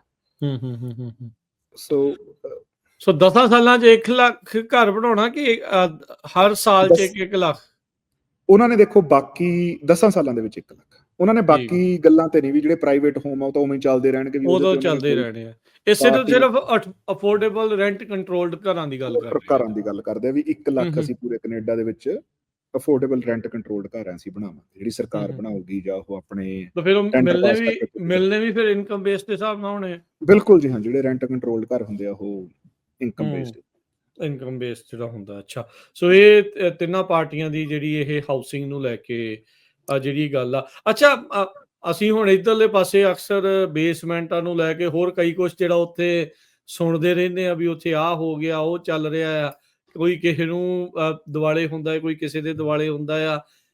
ਇਹਦਾ ਲੀਗਲਾਈਜ਼ ਕਰਨ ਨੂੰ ਲੈ ਕੇ ਕੌਣ ਕਰ ਸਕਦਾ, ਕੌਣ ਨਹੀਂ ਕਰ ਸਕਦਾ, ਇਹਦਾ ਵੀ ਰੌਲਾ ਇਸ ਟਾਈਮ ਇਹਨਾਂ ਇਲੈਕਸ਼ਨਸ ਦੇ ਵਿੱਚ ਹੈਗਾ? ਨਹੀਂ, ਬੇਸਮੈਂਟ ਦਾ ਦੇਖੋ ਉਹ ਨਾ ਲੋਕਲ ਮਸਲੇ ਆ, ਸਰੀ ਦਾ ਤੇ ਬਰੈਂਪਟਨ ਦਾ ਮਸਲਾ। ਅੱਛਾ, ਉਹ ਉੱਥੇ ਉਹ ਫੈਡਰਲ ਲੈਵਲ ਸ਼ਹਿਰ ਦੇ ਮਸਲੇ। ਹਾਂਜੀ, ਕਿਉਂਕਿ ਜਿਹੜੇ ਬਾਈ ਲਾਜ਼ ਹੁੰਦੇ ਆ, ਜਿਹੜੀਆਂ ਇਹ ਪ੍ਰਾਪਰਟੀ ਦੇ ਸਟਰਕਚਰ ਵਗੈਰਾ, ਇਹ ਸਿਟੀ ਦੇ ਮਸਲੇ ਆ, ਉਹਦੇ ਵਿੱਚ ਫੈਡਰਲ ਗਵਰਨਮੈਂਟ ਕੋਈ ਲੈਣਾ ਦੇਣਾ ਨਹੀਂ। ਹਾਂਜੀ, ਕਈ ਵਾਰੀ ਮਤਲਬ ਜਦੋਂ ਉਹਨਾਂ ਨੂੰ ਲੱਗੇ ਵੀ ਹਾਂ, ਫਿਰ ਉਹ ਬਾਂਹ ਮਰੋੜਨ ਲਈ ਕਹਿ ਦਿੰਦੇ ਹੁੰਦੇ ਵੀ ਅਸੀਂ ਤੁਹਾਡੀ ਆਹ ਫੰਡਿੰਗ ਰੋਕ ਦੇਣੀ, ਜਾਂ ਕਈ ਵਾਰੀ ਜਿਹੜੀ ਉਹ ਸਟਿਕ ਕੈਰਟ ਅਪਰੋਚ ਹੈ ਵੀ ਅਸੀਂ ਯਾਰ ਜੇ ਤੁਸੀਂ ਆਪਣੇ ਸ਼ਹਿਰ ਦੇ ਵਿੱਚ ਜੇ ਤੁਸੀਂ ਬੇਸਮੈਂਟਾਂ ਡਿਵੈਲਪ ਕਰਵਾਓਗੇ ਤਾਂ ਅਸੀਂ ਤੁਹਾਨੂੰ ਇੰਨੇ ਪੈਸੇ ਦਿੰਦੇ ਹਾਂ, ਜਾਂ ਅਸੀਂ ਤੁਹਾਡੀ ਮਦਦ ਕਰ ਦਿੰਦੇ ਹਾਂ ਸੜਕਾਂ ਬਣਾਉਣ ਦੇ ਵਿੱਚ ਜਾਂ ਸਕੂਲ ਬਣਾਉਣ ਦੇ ਵਿੱਚ, ਉਦਾਂ ਦੀ ਅਪਰੋਚ ਕਰ ਲੈਂਦੇ। ਪਰ ਜਨਰਲੀ ਜਿਹੜੇ ਉਹ ਵਾਲੇ ਮਸਲੇ ਹੁੰਦੇ ਆ ਉਹ ਸਿਟੀ ਲੈਵਲ ਤੇ ਹੀ ਕੰਟਰੋਲ ਹੁੰਦੇ, ਉਹਦੇ ਵਿੱਚ ਇਵਨ ਪ੍ਰੋਵਿੰਸ ਦੀ ਵੀ ਘੱਟ ਦਖਲਅੰਦਾਜ਼ੀ ਹੁੰਦੀ। ਅੱਛਾ, ਤੇ ਹੁਣ ਤੁਹਾਡੇ ਜਿੱਦਾਂ ਹੁਣ ਅਮਰੀਕਾ ਦੇ ਵਿੱਚ ਫਿਕਸਡ ਰੇਟ ਇੰਟਰਸਟ ਦਾ ਜ਼ਿਆਦਾ ਆ, ਤੁਹਾਡੇ ਵਾਲੇ ਪਾਸੇ ਵੇਰੀਏਬਲ ਆ, ਕੀ ਲੋਕਾਂ ਦੇ ਵਿੱਚ ਇਹ ਭਾਵਨਾ ਹੈ ਵੀ ਉੱਥੇ ਵੀ ਫਿਕਸਡ ਰੇਟ ਜਿਹੜਾ ਉਹ ਹੋਣੇ ਚਾਹੀਦੇ ਆ, ਕਿ ਹੈਗੇ ਨਹੀਂ ਆ? ਮੈਨੂੰ ਪਰਸਨਲੀ ਉਹਦੇ ਬਾਰੇ ਨਹੀਂ ਪਤਾ, ਤਾਂ ਏਦਾਂ ਮੈਂ ਕਹਿ ਰਿਹਾ। ਉਹ 5 year ਫਿਕਸ ਸਾਡੇ ਜ਼ਿਆਦਾ ਰਿਵਾਜ ਹੈ ਰਾਜ ਕਰਨਾ, ਵੀ ਤੁਸੀਂ 25 ਸਾਲ ਜਾਂ 30 ਸਾਲ ਦੀ ਤੁਸੀਂ ਮਾਰਗੇਜ ਕਰਾ ਲਈ, ਪਰ ਉਹਨਾਂ ਨੇ ਜਿਹੜੀ ਤੁਹਾਡੀ ਕਿਸ਼ਤ ਬੰਨਣੀ ਆ ਉਹ ਅਗਲੇ 5 ਸਾਲਾਂ ਦਾ ਇੰਟਰਸਟ ਰੇਟ ਫਿਕਸ ਕਰਕੇ ਉਸ ਹਿਸਾਬ ਨਾਲ ਬੰਨ ਦੇਣੀ। ਠੀਕ ਹੈ, ਉਸ ਤੋਂ ਬਾਅਦ ਹਰ ਸਾਲ ਵੇਰੀਏਬਲ ਹੋਣੀ ਹੈ? ਨਹੀਂ, ਫਿਰ 5 ਸਾਲ ਬਾਅਦ ਫਿਰ ਤੁਸੀਂ ਉਸ ਵੇਲੇ ਇੰਟਰਸਟ ਰੇਟ ਹੋਊਗਾ। ਸੋ 2020 ਦੇ ਵਿੱਚ 2020-21 ਦੇ ਵਿੱਚ ਜਦੋਂ ਇੰਟਰਸਟ ਰੇਟ ਕੋਵਿਡ ਵੇਲੇ 2-2.5% ਦੇ ਲਗਭਗ ਚਲੇ ਗਏ ਸੀ, ਲੋਕਾਂ ਨੇ ਫਿਕਸ ਕਰਾ ਲਈ ਸੀਗੀ 5 ਸਾਲਾਂ ਲਈ। ਉਹਨਾਂ ਨੇ ਕੀ ਕੀਤਾ ਵੀ ਉਦੋਂ ਮੰਨ ਲਓ ਕਿਸੇ ਦੀ 25 ਸਾਲ ਦੀ ਮਾਰਗੇਜ ਰਹਿੰਦੀ ਹੈ, 25 ਸਾਲ ਦਾ ਉਹਨਾਂ ਨੇ 2.5% ਦੇ ਹਿਸਾਬ ਨਾਲ ਤੁਹਾਡੀਆਂ ਕਿਸ਼ਤਾਂ ਬੰਨ ਦੇਣੀਆਂ, ਤੇ ਤੁਸੀਂ ਅਗਲੇ 5 ਸਾਲ ਤੁਹਾਡਾ ਉਹ ਇੰਟਰਸਟ ਰੇਟ ਦੇ ਹਿਸਾਬ ਨਾਲ ਤੁਸੀਂ ਕਿਸ਼ਤਾਂ ਦਿੰਦੇ ਰਹਿਣਾ। ਤੇ ਜਦੋਂ ਹੁਣ 25 ਜਾਂ 26 ਦੇ ਵਿੱਚ ਰਿਨਿਊਅਲ ਹੋ ਰਹੀਆਂ, ਜਿਹੜੀ ਮੇਰੀ ਘਰ ਦੀ ਰਿਨਿਊਅਲ ਆ ਉਹ ਇਸ ਸਾਲ ਹੈ। ਸੋ ਹੁਣ ਕੀ ਹੈ, ਜਿਹੜਾ ਇਸ ਵੇਲੇ ਦਾ ਇੰਟਰਸਟ ਰੇਟ ਹੈਗਾ, ਮੈਂ ਉਹਦੇ ਹਿਸਾਬ ਨਾਲ ਅਗਲੇ 5 ਸਾਲ ਲਈ ਫੇਰ ਬੰਨ ਲੈਣੀ ਹੈ। ਹੁਣ 2021-22 ਦੇ ਵਿੱਚ ਕਈ ਲੋਕਾਂ ਨੇ ਕੀ ਕੀਤਾ ਵੀ ਕਿਉਂਕਿ ਜਿਹੜਾ ਵੇਰੀਏਬਲ ਇੰਟਰਸਟ ਰੇਟ ਆ, ਸੋ ਤਿੰਨੇ ਤਰ੍ਹਾਂ ਦੀ ਮਿਲਦੀ ਹੈ ਔਰ ਜਿਹੜੀ ਇੰਟਰਸਟ ਹੈ ਮਾਰਗੇਜ ਹੈ। ਸੋ ਇੱਕ ਹੈਗੀ 5 year ਫਿਕਸ ਜਿਹੜੀ ਮੈਂ ਐਕਸਪਲੇਨ ਕੀਤੀ ਹੈ, ਦੂਜੀ ਹੈਗੀ ਵੇਰੀਏਬਲ ਓਪਨ ਵੇਰੀਏਬਲ ਦਾ ਕੀ ਮਤਲਬ ਹੁੰਦਾ ਵੀ ਜੋ ਵੀ ਮਾਰਕੀਟ ਦਾ ਇੰਟਰਸਟ ਰੇਟ ਹੈਗਾ ਉਹ ਤੁਹਾਡਾ ਚੱਲੀ ਜਾਊਗਾ।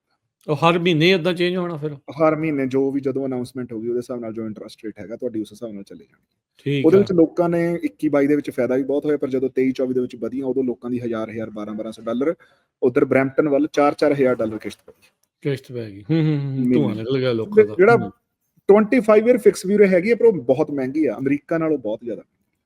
ਉਹ ਲਗਭਗ ਜਿਵੇਂ ਹੁਣ ਅਸੀਂ ਅੱਜ ਮੈਂ 25 ਈਅਰ ਫਿਕਸ ਲੈਣੀ ਹੋਵੇ ਜਾਂ 20 ਈਅਰ ਫਿਕਸ ਲੈਣੀ ਹੋਵੇ, ਉਹ 7.5-8% ਤੇ ਆ, ਜਦਕਿ ਜਿਹੜਾ 5 ਈਅਰ ਵੇਰੀਏਬਲ ਆ ਉਹ 380 ਤੇ।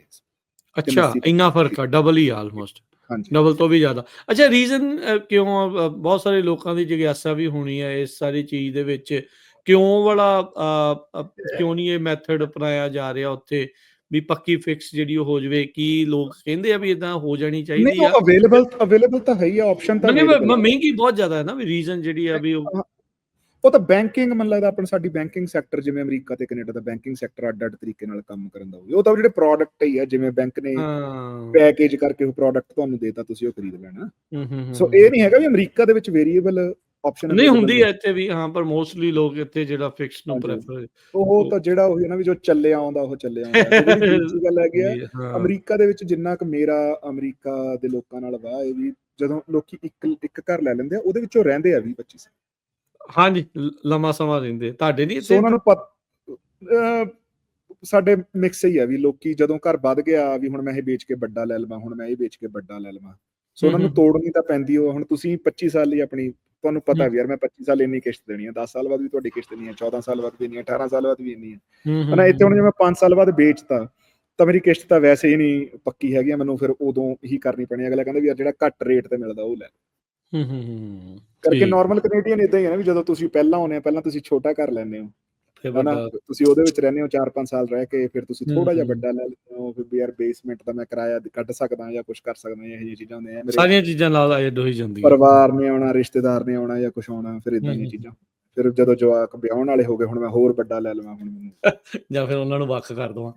ਲਗਭਗ ਜਿੰਨੇ ਕੁ ਬੰਦਿਆਂ ਨੂੰ ਮੈਂ ਜਾਣਦਾ ਵੀ ਆਪਣੀ ਜ਼ਿੰਦਗੀ ਦੇ ਵਿੱਚ ਉਹ 2 ਤੋਂ 3 ਘਰ ਤਾਂ ਬਦਲ ਦਿੱਤੇ।